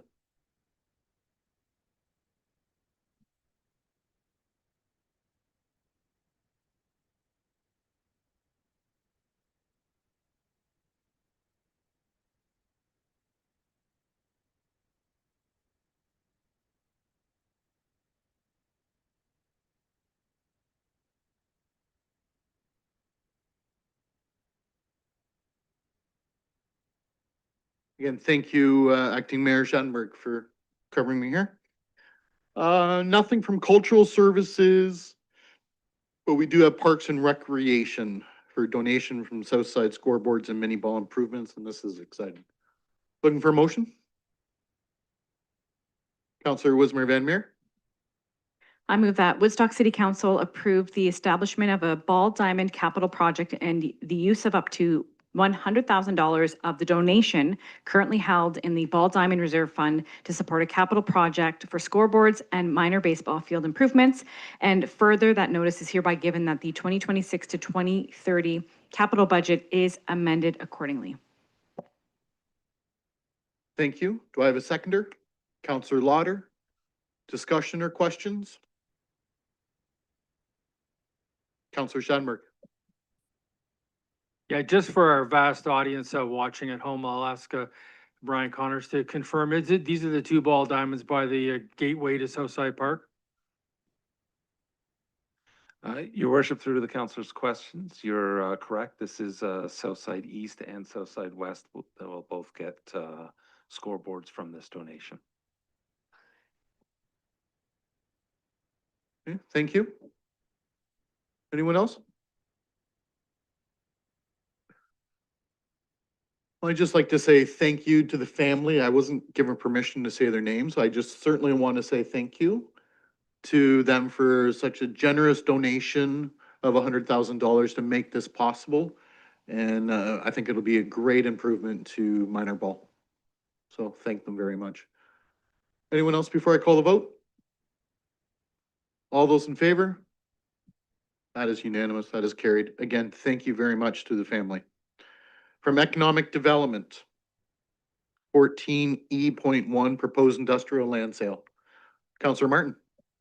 Thank you, Mayor Accioni. That Woodstock City Council accept the offer to purchase 2 acres of land submitted by Lancashire Developments Limited, and that the mayor and clerk be authorized to sign the agreement, and further that the necessary authorizing bylaw be read.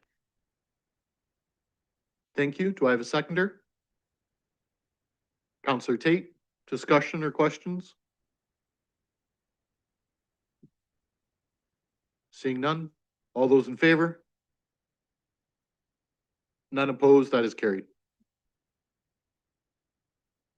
Next is 14E.2, proposed sale of city-owned industrial land. Looking for a motion? Councillor Shattenberg. Motion that Woodstock City Council authorize the mayor and the clerk to sign an agreement of purchase and sale with Viewcon Construction Limited for the purchase of approximately 0.46 acres of city-owned industrial land on Universal Road, and further that the authorizing bylaw be read. Thank you. Do I have a seconder? Councillor Lauder, discussion or questions?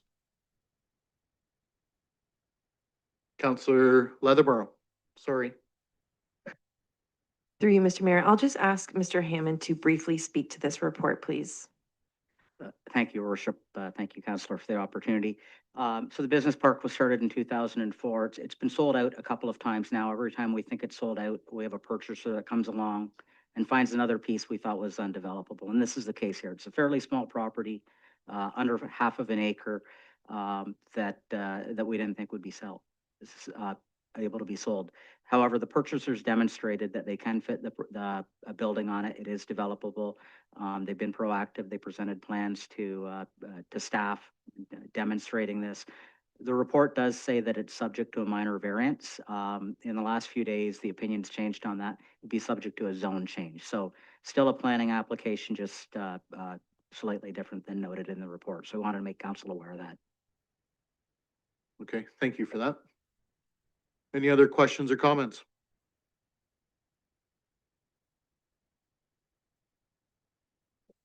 Seeing none? All those in favor? That is carried. Okay, nothing from clerks, CIO's office, human resources, fire services, public works, IT. Nothing else, special committee advisory task force reports, no notice of motions, no new business, and that brings us to draft bylaws. So again, got to split things up a little bit differently tonight due to the pecuniary interests declared. So we're going to start with Councillor Shattenberg. Yeah, I move by myself, Councillor Shattenberg, seconded by Councillor Leatherborough, that the following bylaws be given a first and second reading. 9807-26, a bylaw to provide for the dedication and naming of parts of highways in the city of Woodstock. 9808-26, a bylaw to provide for the purchase and sale of certain lands owned by the city of Woodstock to Lancashire Developments Limited at 433 Griffin Way. 9812-26, a bylaw to amend zoning bylaw number 8626-10 as amended, ZN 8-24-21 to 715181 for Oxford Road 4, and then 9813-26, a bylaw to adapt the City of Woodstock Community Improvement Plan. Thank you. Any questions or concerns with those? Seeing none, all those in favor? Well, that is carried.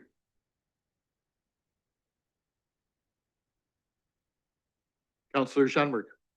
Yeah, moved by myself, seconded by Councillor Leatherborough, that the following bylaws be given a third and final reading: 9807-26, 9808-26, 9812-26, 9813-26. Thank you. Last chance. Any questions or concerns? All those in favor? Those are carried, none opposed. So for the next section, Counselor Schanberg. Moved by myself, Councillor Schattenberg, seconded by Councillor Lauder, that the following bylaws be given a first and second reading: 9809-26, a bylaw to provide for the purchase and sale of certain lands owned by the City of Woodstock to Viewcon Construction Limited on Universal Road. Thank you. Any questions or concerns with that? The next one changed because of the motion move previously, so Counselor Schattenberg's correct in removing that. Anyone else? Call the vote. All those in favor? Counselor Schattenberg. Yeah, moved by myself, Councillor Schattenberg, seconded by Councillor Martin, that the following bylaw be given a third and final reading: 9809-26. Thank you. Last chance. Any questions or concerns? All those in favor? That is carried. Again, due to my pecuniary interest, I'll call upon Counselor Schattenberg to come and chair this, and then, oh, can he read?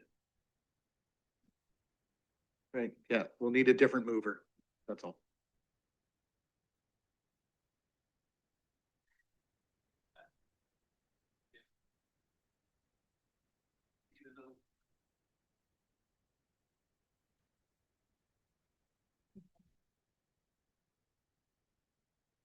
Someone like to make the next motion? Councillor Lauder?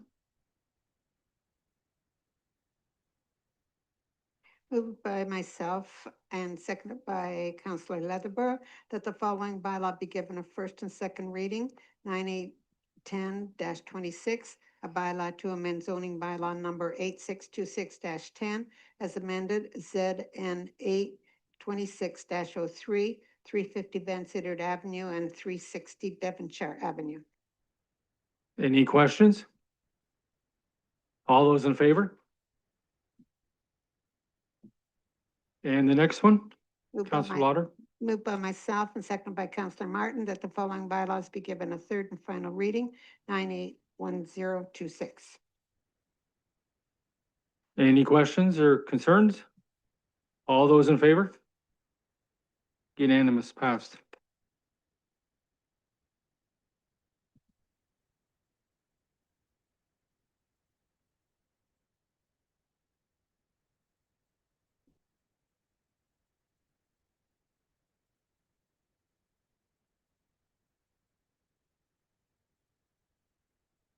Again, thank you so much, Acting Mayor Schattenberg, for stepping in and all that exercise we got tonight, going up and down, up and down. All right, that brings us to questions and addresses of council.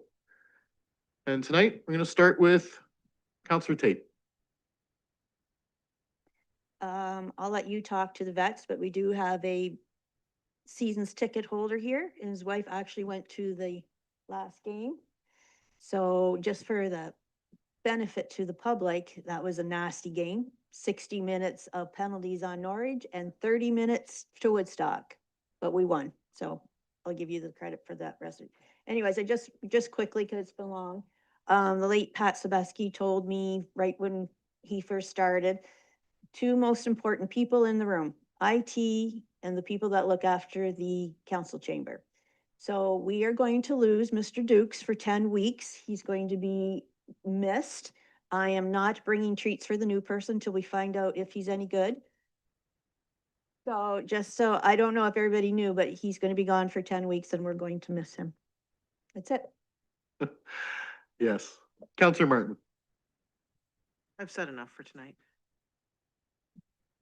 Counselor Lauder.